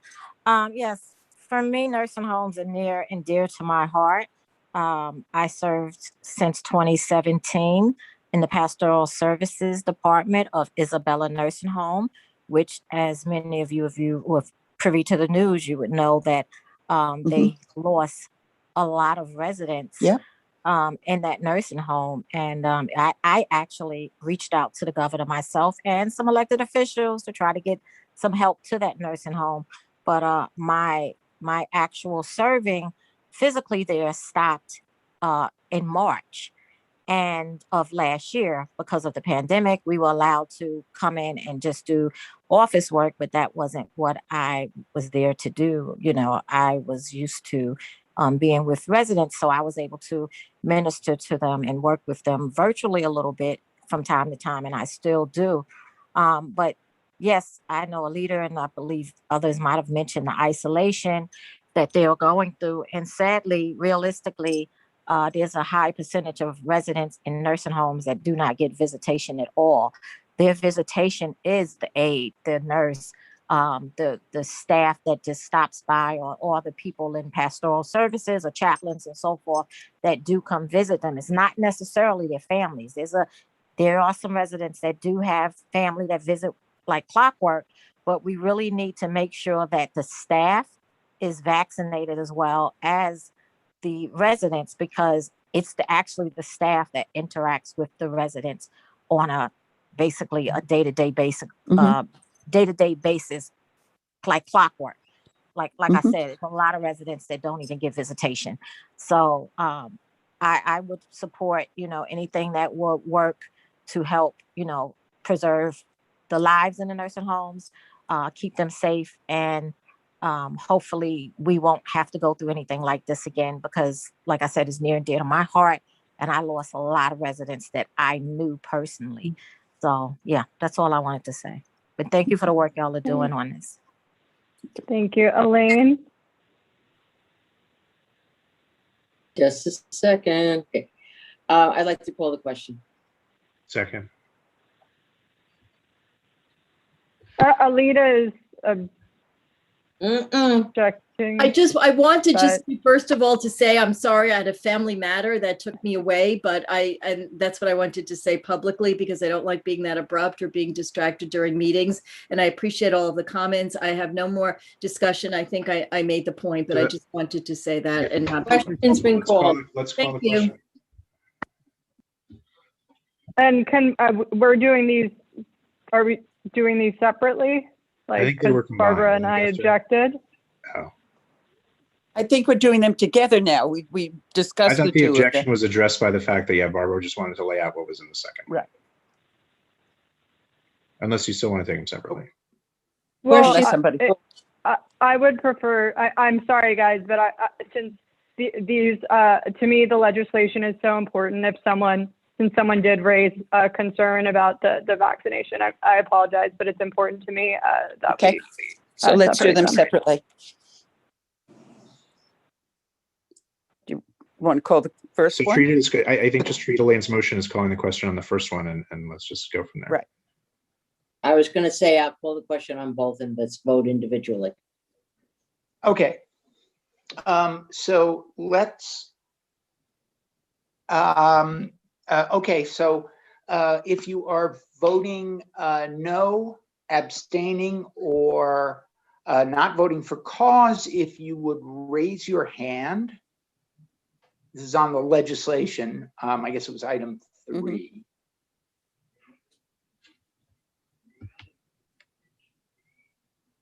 I don't see any official hands. Give you another couple of seconds.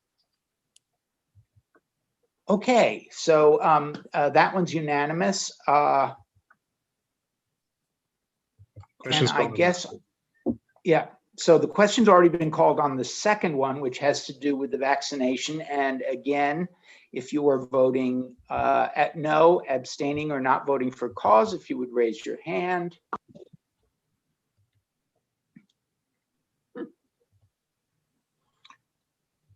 Okay. All righty. So if you would unmute Abraham. Is that actually also? Okay, yes, I'd like to abstain on this one. Okay. Sharon, Pope Marshall. Anthony, I'd like to abstain. Okay, thank you. And Gregory Morris. Abstain. Okay, great. So there are 3 abstentions. Thank you. And I'll tally those up.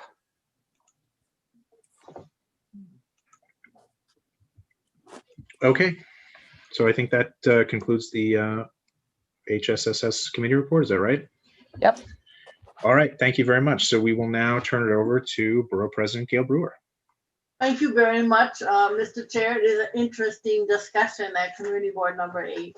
I remember being with a group of very eminent historians of the New York Historical some years ago. And they were waiting for a question from the audience about the worldly matters. And I looked in the audience, I said, the first question is going to be about bicycles. And they thought I was crazy. What was the first question about? Bicycles. So I appreciate the discussion. I'll let you decide what you're going to do. A couple of things. First of all, I do want to say about Kohler, all the great work that Community Board 8 has done. And I don't know what's going to happen, but there's something called the David Prize. It's a very prestigious prize. And I don't know that Vincent Pierce, who's head of the residents, will receive it, but I was certainly a recommender. I don't know when they're even going to make the decision, but it is a huge honor even to be nominated. And I think Alita knows this, and just congratulations to everybody. That, you know, the list of people who have gotten it and been nominated over the years is hugely prestigious. So who knows what's going to happen, but it just have them in the mix is a big deal. And it's much thanks to all of you. The other issue is just, I just came from a village, and there is a program, because I know they were all concerned about small business. It's called basically it's called Art on the Avenue, and it's taking place on the west side. They're doing it in the village. You might want to look at it. This amazing woman has made this nonprofit, founded it, and what she's done is she gets sponsors and then goes to the owners of the vacant stores and gets the most beautiful art to be in it, curating with different curators. So I can say that this particular village exhibition, I think it has about 39 vacant stores, and they are full of art, and they are doing walking tours with the artists, and they have QR on every single vacant store. There's a beautiful way of indicating that this is a store that has art in it, and it'll be up until July. So I'm just saying this is what we're looking for in terms of some of the vacancies. Of course, we do want to fill the vacancies. Number 2, we had a press conference today. I could not believe what happened. Senior centers should be open. We expected 2 seniors to show up, and there were so many, it must have been like 30 of them or maybe more, and you couldn't even walk on the sidewalk. We were outside of a senior center where in the past, the seniors are literally pulled up chairs because they so want to go inside to the senior center, and they cannot. You can go to the coffee shop, you can go to the museum, you can go to the gym.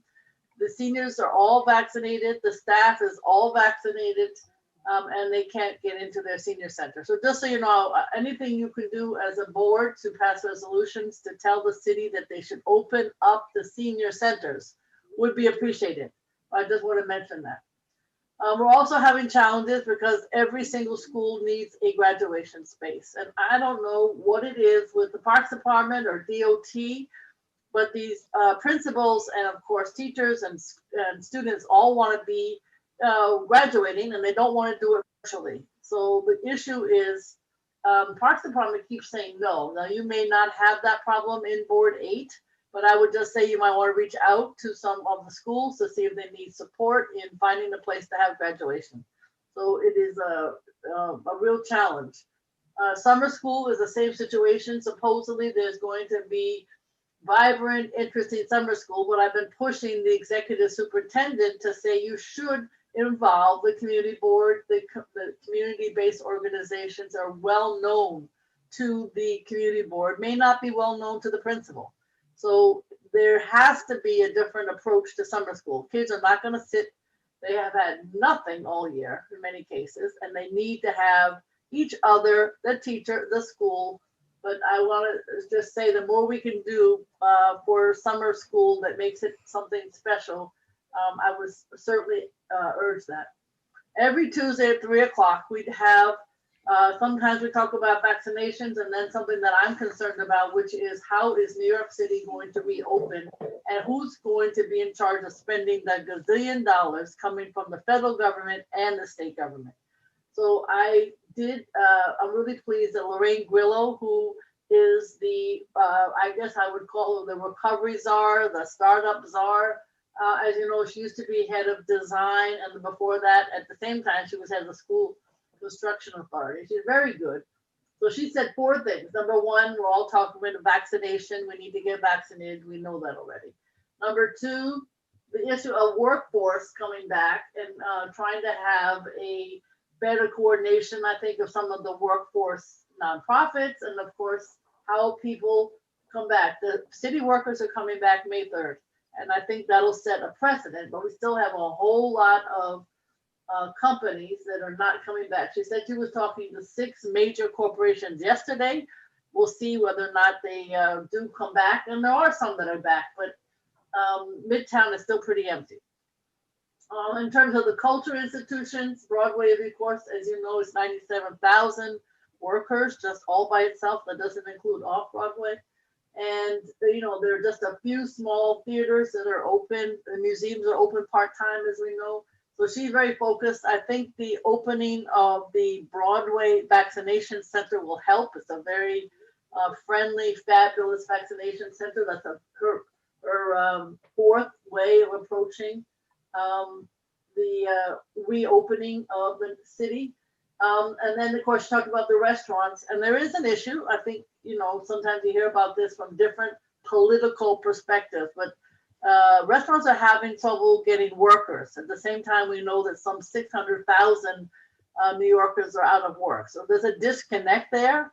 But the restaurants are complaining to her, and they do complain sometimes to me that they do not have the ability to staff up. So it's something that we have to deal with.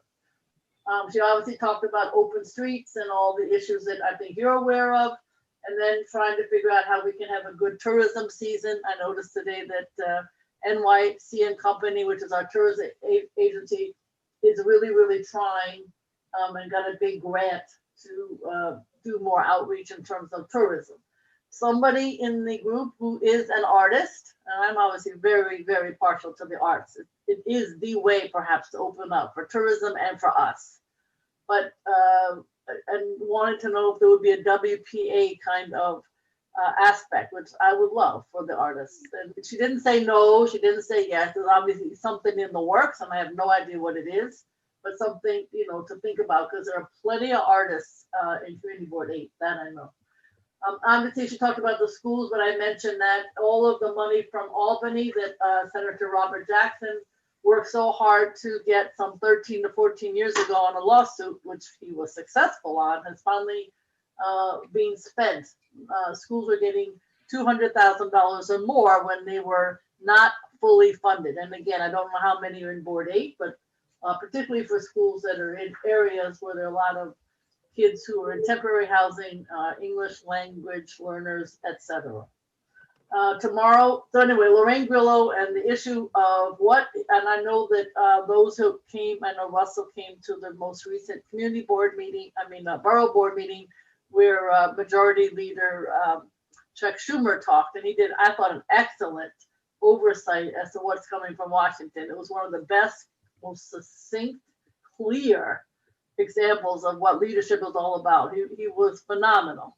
So I just urge every community board, and I say that everyone, please pay attention to the money in your area, whether it's for small business, whether it's for health, whether it is for the schools, because I worry that it's not going to get to the right people. It's not going to be transparent. It's not going to be accountable. And I'm going to do the best I can, but we need help because it has to go to the right people. Tomorrow is, as we heard earlier, it's a day when we're going to be celebrating our Earth Day, and what we do every year is we have a brand new bag that says Manhattan Borough President. I don't usually not got my name on it specifically, but it does say Manhattan Borough President. We'll be giving them out all across Manhattan in terms of the supermarket. So if you don't get one at your supermarket, let us know, because they're quite gorgeous and we will be glad to get you one. Thank you very much. And I love listening to your discussions. I do enjoy them very much. Thank you. Thank you very much. So next we will turn to the Landmarks Committee. So David and Jane, take it away.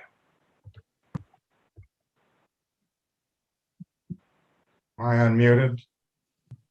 Well, yeah, you both are. Okay. Well, starting with the 201 East 65th Street. The applicant came back for the second time. They still don't seem to understand what they're dealing with. This is the first and the most important major modernist building, an individual landmark. Set the standard for these kinds of buildings, and it's the rare building that has met what has happened with this building. When the applicant came back, they basically did two things. They clarified that handicapped access is through the main entrance on 66th Street. They also pointed out that they took the advertising off of the canopy. The reality is that they still don't want to understand what this building is about in terms of coloration, in terms of the transparency through the garden. And it's not up to us to tell them how to design it. I think they got a sense from our comments that there are lots of ways to think about this canopy, including possibly a clear canopy. But unanimously, we felt that this was still inappropriate, and that's the way we voted. So I guess we could use a resolution on this, or a vote on this resolution. It's a unanimous resolution to disapprove. Yeah, I'm calling the question. A second. I see a second. I saw a hand waving. Yep, So Anthony. I guess we need one of the secretaries, or, well, anybody opposed? Billy is doing that one. Okay. I think Billy actually, his internet All right. dropped off. Oh, never mind. He's I back. will. Okay, Yep. Billy, go ahead. I'm here. I just had to go onto my phone, so but I'm here. All right. So everyone, raise your hand if you are voting no, abstaining, or not voting for cause. Barbara Rudder. And a reminder that yes means no for this one. So I see Barbara Rudder's hand is up. Barbara, you can unmute. Oh, no? Lower your hand? Okay. Okay. Anyone else? All right. I'll go tally the votes. I think we can go to number, Russell. Yep. While they tally, yeah, please go ahead. Number 2 and number 3 were 2 unanimous approvals. I don't know whether anybody has a comment on them. They're self-explanatory, the resolutions. If anybody wants to take the call. two together, yeah. Yeah, and we could call the question on them. So I think Chuck's seconding, and All right. yeah. So we'll lower Chuck's hand. If you would like to abstain, vote no, or not vote for cause on items 2 and 3, please raise your hand. Seeing none, that passes unanimously with a vote of 48 to 0 to 0. Thank you very much. Thank you, Russell. Thank you, Rebecca. Sure.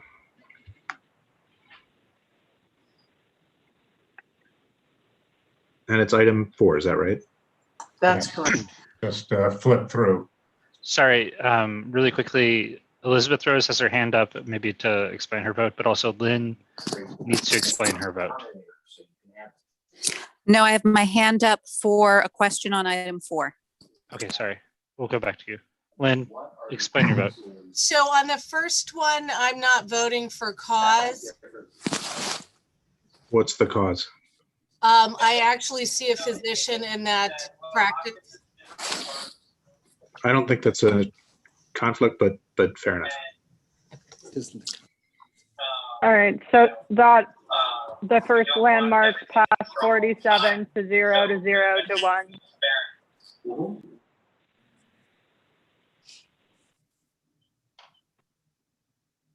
And we move to the first image for 163 E69. Thank you. We had 8 committee members, yes. We had 2 public members, yes. And we had 2 committee members abstain. And we had 2 public members comment on this. So I think it's deserving of a little bit of explanation. What you see on the left the building in the center, you can see as it is today, it is not symmetrical at its base. And if you look at the building either side, all three buildings had the same rhythm once upon a time. A door, a garage with two large doors, and then another small door. And if you look to the right, you will see that the restoration of the facade is to bring it back to the original. This is a very thorough restoration. They are restoring the limestone keystones, cleaning and restoring brick, putting in all new windows to match the original. And what you're seeing at the top is a story that's being added, which I'll explain further when we get to other images. But that is actually almost 27 feet back from the face of the building, and it cannot be seen from the street. And what Landmarks is concerned about is what is seen from the street. Let's go to the next pair of slides. Okay, here you're looking at the rear. On the left is the original. That white box is actually an addition that was put on that went all the way to the rear yard. What they're doing in the rear is a combination of trying to make this a little bit more livable, and they're doing it with a little bit of a contemporary flair in two parts of it. First of all, they're cutting back that addition to create a rear yard of 13 feet. And then on the addition, they are putting a contemporary set of glass doors. They're replacing the three windows that you see on the left-hand side on the second floor with basically pretty much glazing all of the second floor and that little piece of the first floor, but it's done with divided lights. So it's in keeping with the divided lights that are typical for the building. And then on the third and fourth floors, they are tying those two floors together. You probably don't remember it, and I didn't point it out, but there are Juliet balconies on the front, and they're creating Juliet balconies on the back, and you can see the railing on the fourth floor. And then on the fifth floor, you can see that, again, it's contemporary. So where there are, we'll call two pieces that are not original to the building, they've done contemporary glazing. Everything else in the building is the traditional glazing, which is part of what that building is about. Can we go to the next, please? And this gives you, I think, a good overview. On the left, you see the building as it is today. On the right, you see it as it's proposed. The overall height of the enlargement in the center, it is 8 feet taller than the building without the roof. What they have done is they've actually lowered the top floor a little bit so that they can keep down the overall height of the building. You have almost 27 feet in the front, so it's not seen from the front. It's a 13-foot setback in the rear, and that creates a terrace. So basically, you now have a terrace at the second floor and a terrace at the fifth floor.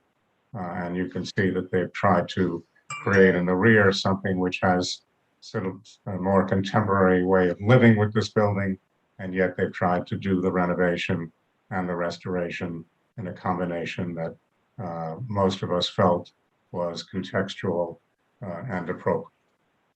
The actual length of the expansion on the roof is 45 feet. With respect to light and air, that is not our purview. Our purview is context and appropriateness. Light and air is an issue of zoning, and they are under the maximum height with respect to the zoning, and they fully meet the zoning requirements. So that's to give you a quick look at why most of us felt that this was an appropriate and contextual restoration and renovation. So I don't know if anybody wants to, one of the abstentions want to say anything, or if anybody wants to make a comment, or whether we can just go to a vote. You have 3 hands up. Elizabeth Rose still, Alita, and Elaine Walsh.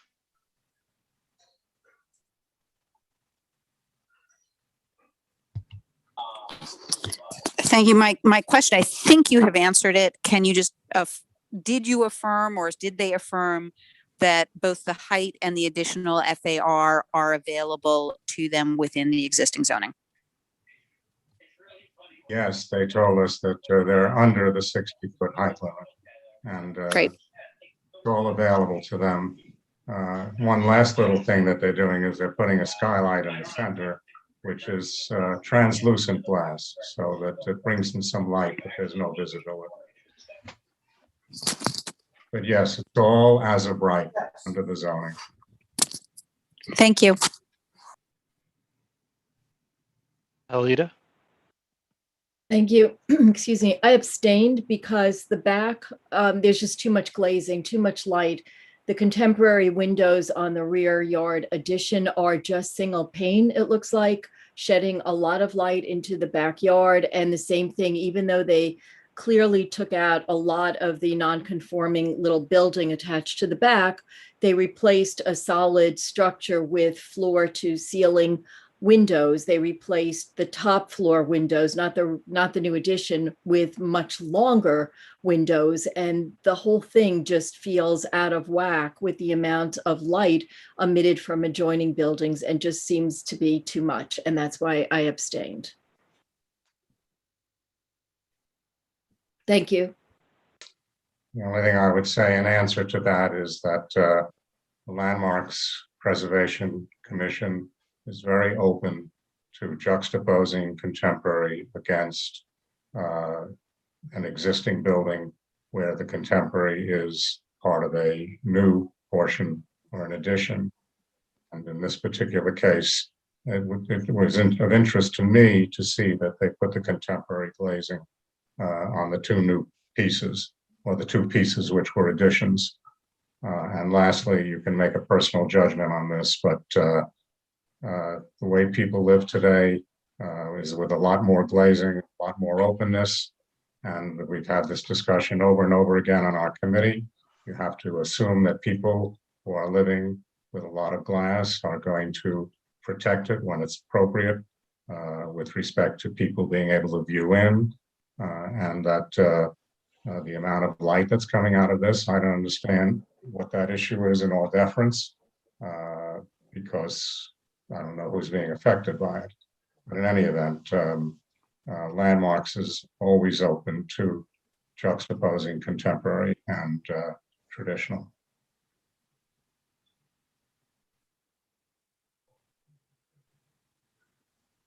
Lane and then Elizabeth.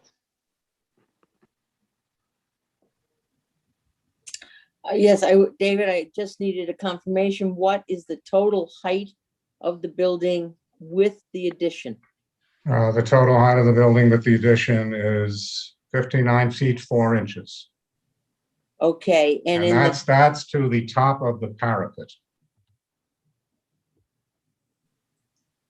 Okay, and then there are mechanicals on top, I'm going to assume. No, the mechanical is on the lower level.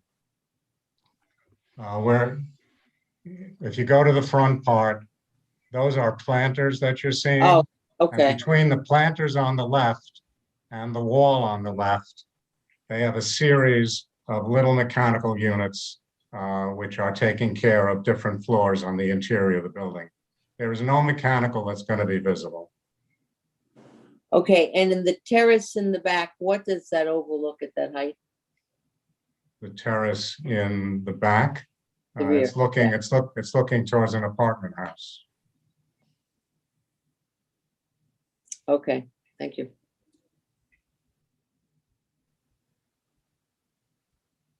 Elizabeth. I've had to give up my phone. Does this microphone work? Yep. Yes, it was. Okay. Yes, I voted the same way as Alita. I think that we're looking at an certificate of appropriateness. My standard is what is appropriate to the architecture of this building. And you see the rear fenestration on the left-hand side and the proposed on the right.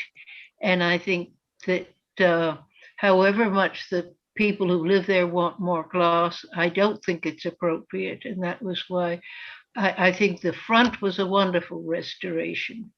So I was not going to vote against it entirely. But I think that the rear was regrettable and inappropriate, and that was why I abstained.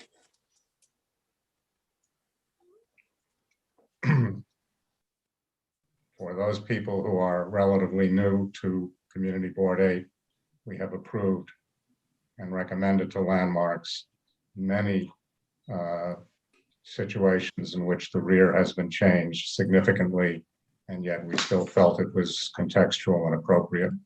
And sometimes you have to make a judgment call. And the judgment call, at least for most of us, finds is that this is appropriate and contextual, and it does provide a more contemporary kind of living style on the rear. And my own personal opinion is the architect did a great job, pure restoration on the front and a renovation on the rear that's still contextual and appropriate, and yet representative of the way people live a little bit more open today. We have two more hands up, Peggy Price and Lori Boris.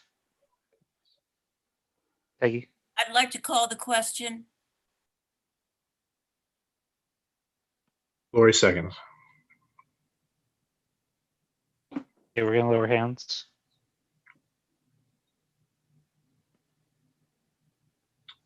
Secretaries.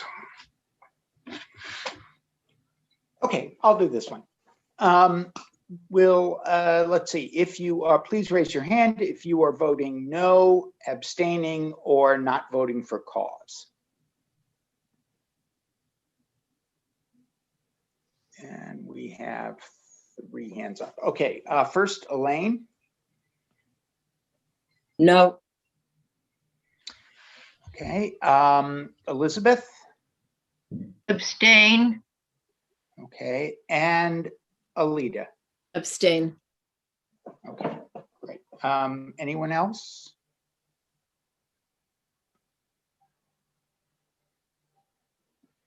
Okay, so this passed 40 some odd to 1 to 2.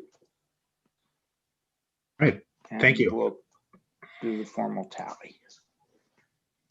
It was 45 to 1 to 2.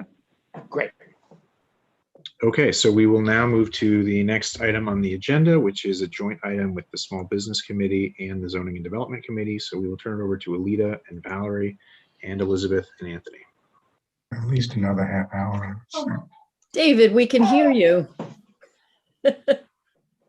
Anyway, hi, everyone. So we had a combined meeting the other night about some of the zoning issues that meshed with small business. And the item for which we had a resolution was the item on the proposed, although it's not yet written, text amendment to get rid of any zoning obstacles to making the restaurant program permanent. The mayor has said it should be the open restaurant program permanent. The city council passed some legislation that it should be permanent. And so we thought we should get in front of it and see how the committee and the public felt and the board felt or feels tonight. So there were a lot of outspoken people who are very concerned about the health of restaurants, the economic vitality, understanding that restaurants drive the economy of New York. They bring tourists in, they get residents to travel all around the city, but there were quite a lot of concerns expressed about problems with the current open restaurant program and an implicit concern that those problems will not be recognized by the city in its rush to make the program permanent. So I'm sure that there were lots of comments and questions. And Anthony, you want to take it from here? Sure. Just saying one thing. The point of the resolution is to ensure that the open restaurant program, if in fact it really becomes permanent, is not without appropriate regulations. And the stated purpose of this text amendment is to make approval easier by modifying regulations originally put in place to protect the general public. So the point here was to try and ensure that the Department of City Planning in their text amendment does not in fact throw out all of the regulations that now exist to protect the public. Anyway, so Russell. Thank you. So I think that we should table this because, as has been mentioned, the zoning text amendment to which it relates has not been released yet. I think it will make more sense to talk about the zoning text amendment, and if there are concerns about it when it comes out, you know, what those concerns are when that happens. From what I understand, the purpose of the zoning text amendment is about with the city having decided to make, you know, to make open restaurants permanent, whatever the merits of that may be, and we can discuss that. From what I understand, that if that's going to happen, then there's going to have to be some kind of changes to zoning to effectuate that. And I don't know yet what those proposed changes to zoning are. I don't think any of us really do, because again, it hasn't come out yet. So that's why I think it makes more sense just to table this until we actually see the resolution, you know, before getting into a whole discussion on the merits of open restaurants and all that kind of thing. I just to comment. No, I don't think we can, Anthony. I think if there's a motion to table, if there's a second, we have to vote right away on that without any other consideration. So is there a second on the motion to table? Just use your thumb thing, not the raised hand, because there are a bunch of those.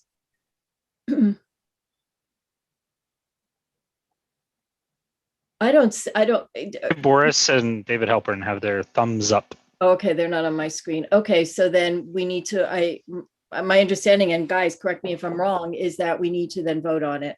Marco, you're a good expert in Robert's rules. We have to vote on it. Okay, so then Rebecca, does that mean it's you? I think it's Billy's turn. Okay, Billy? It is Billy, and I'm going to lower all the hands. Yep, it's up to me. So raise your hand if you're abstaining, not voting for cause, or voting against. Yeah. The motion Against on the floor. tabling. Against tabling. Right. Yep. While we're waiting for folks' hands to be raised, again, the motion, the table is on the floor, so voting against, abstaining, or not voting for cause. Let's start with Michelle Birnbaum. No. Thank you. Alita? No. Thank you. Elaine Walsh?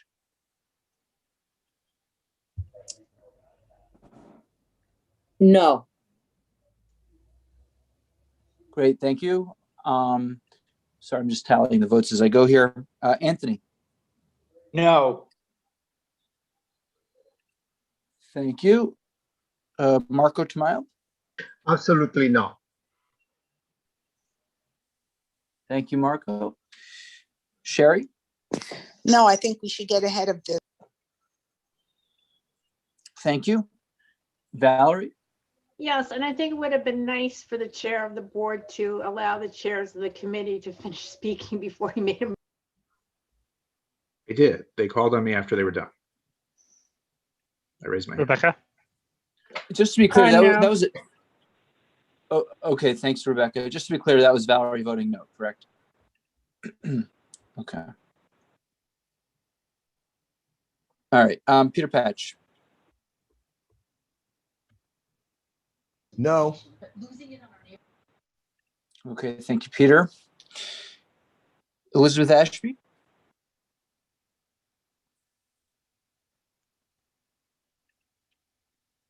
Elizabeth, you're unmuted. You can. No. Thank you. Craig later. I'm voting for it. I just want to note that the minutes don't reflect the roll call vote at the committee level. So I just want to make sure that that was addressed so it's on the record. I believe I was the only one to oppose it at committee level, but I just wanted that to be in the record. Yeah, I was gonna email about that. I'll make sure to remind them after Thank the you. meeting. Okay, great. Next up is Ed Hartzog. I was just going to abstain. Okay, thank you. Gail Barron. I was having problems with my reaction button. I'm voting in opposition. Okay, thank you, Gail. Anyone else? Seeing no other hands, I'll tally this up, but it looks like the motion to table passes. I would like to say, though, apropos to Valerie's point, that I think if I had known or thought that there might be a motion to table, I would have spent a little bit more time talking about the extent of the community reaction, but I'm not going to do that because that would be inappropriate to do that now. So I'll just stop and we'll take this up, I guess, when they issue their text amendment. And apologies, Craig, I knew that you had voted no, and there was certainly no intent to suggest otherwise, even though it came out that way.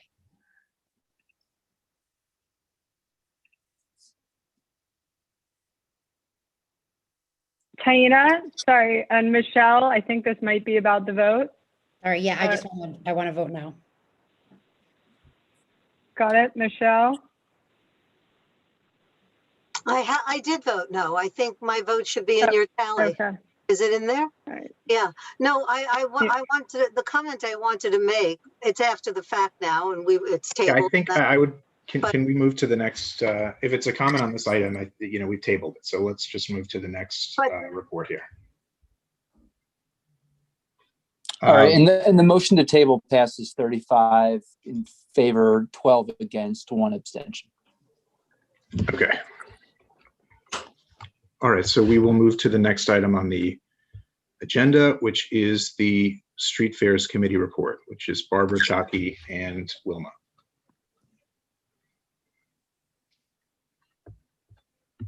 Looks like Wilma is not here anymore. She was here, isn't it? She was, but I don't see her anymore. Okay, yeah. Okay, first of all, I want to thank Rebecca Dangor for taking the minutes for us at the Street Fair Committee.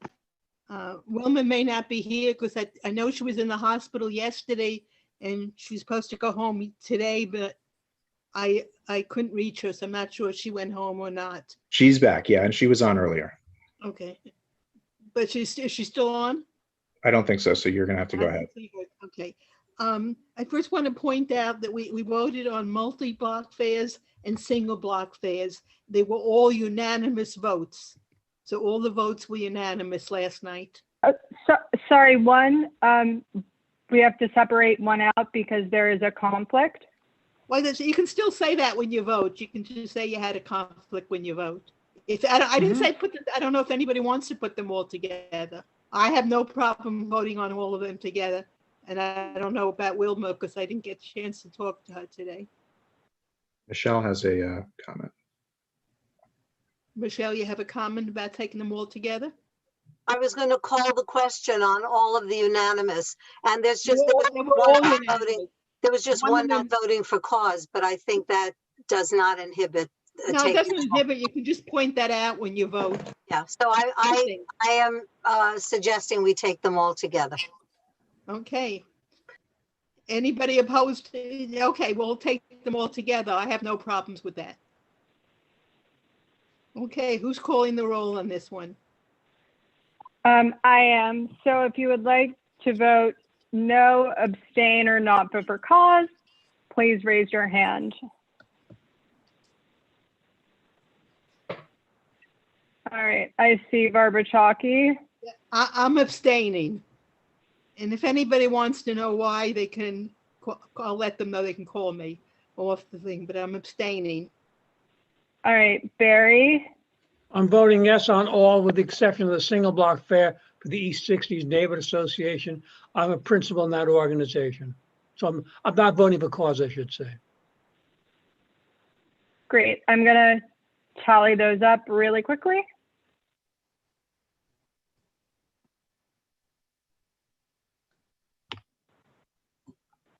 Oh, wait, Lori Boris, are you not able to raise your hand? Hi, no, no, I'm supporting this. I just wanted to say that didn't we establish that you have to say why you're not voting for cause? Barry just said he's a principal of the sponsor. He said that why he wasn't voting for cause. He's the principal of the sponsor. He's on the board.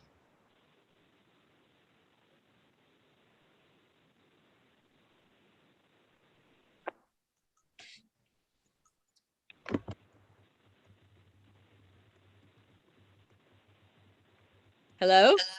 Yeah, he's on the board. Yeah, I think we're Lori, he said he was on the board. He's like Yes, principal.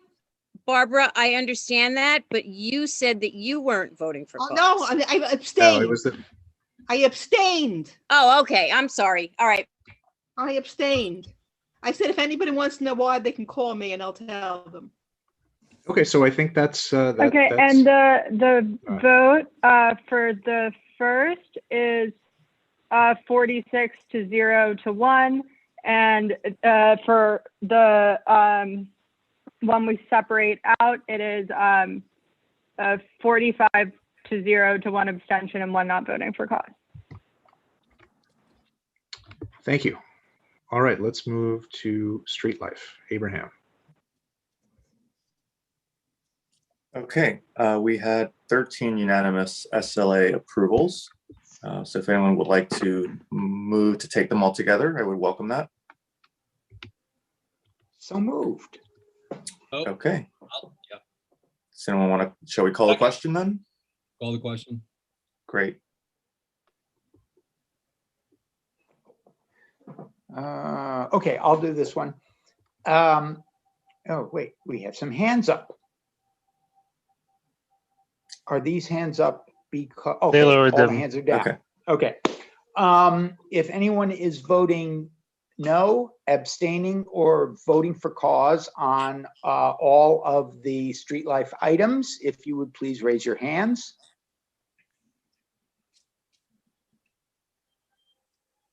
Another 3 seconds. Okay, so it appears that this is passed unanimously. Thank you. Thank you. And we'll formally tally it up.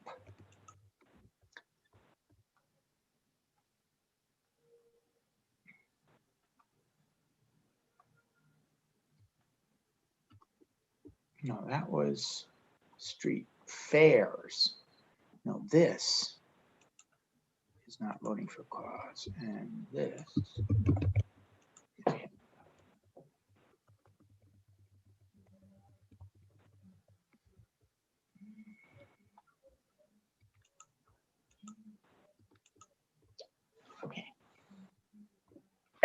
Anthony, that's the wrong.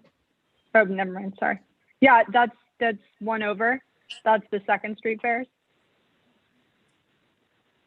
We didn't do the street. I didn't. Oh, I see. Yeah. Okay. Wait a minute.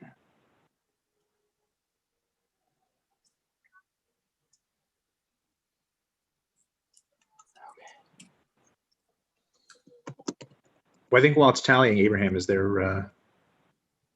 more here? No. Okay. So while that is tallying, we will move to the next item on the agenda. There is not any old business that I am aware of. Well, okay, Craig has his hand up, and then we'll go to Valerie. Hi, apologies if I missed it, but I'm not sure if the bike lane vote tally was announced. I announced it, but I can refresh your memory. All It was right. past 34 to 9 to 5. Okay, thank you. Yeah, I apologize if I missed it. Valerie. I just want to, I know, Russell, that you're trying to move the meetings along in the full board, and I appreciate that very much. But I would just like maybe if we could consider when we have an actual elected official who's here and who's speaking, that maybe we reconsider allowing some questions of that elected official I mean, I'm not in favor of, talking to the reps, but when we have, the borough president here and she's willing to take questions, not everyone has the opportunity to speak to her directly. And I think we should provide that forum. Okay, let's talk I off. don't know how other Let's. people feel, but Yeah, I mean, let's talk offline about this. I think, and this has been raised before. Obviously, I mean, just sort of briefly on this, this is a continuation of a policy that did not originate under me. So it's just continuation of a policy that we put in place to keep things going. I would say that we're very fortunate that our elected officials, our local folks, are very responsive. And so I think if you do have a question for Gail, for example, I think if you want to, reach out and ask her, I think you won't have any difficulty getting an answer. And the other thing is, we have a lot of electeds who come to our committee meetings very regularly. And at those committee meetings, there they do take questions. And I think that's an opportunity that's a little bit, more appropriate to take up the time to ask the questions about the issues that they're there to talk about in the committee or whatever other issues. I think it's easier to do that in committee. So I think everybody here does have an opportunity to talk to those folks. And I just don't want to slow us down. And it is not anything. I don't want to really. But I'm not talking about me. I'm talking about somebody from the public who hears either the borough president speak about a particular topic and would like to ask a question related to what the borough president has asked. That's all. I mean, we don't have to discuss it now, but we did do a little Q&A in the past. I think we did more of it. Yeah, look, when they're in person, it's a little easier because I think it's not as time consuming. And then the other thing is also when the elected officials are there, it's all of this is sort of stemming from the Zoom era here and just how long things are taking and trying to make it shorter.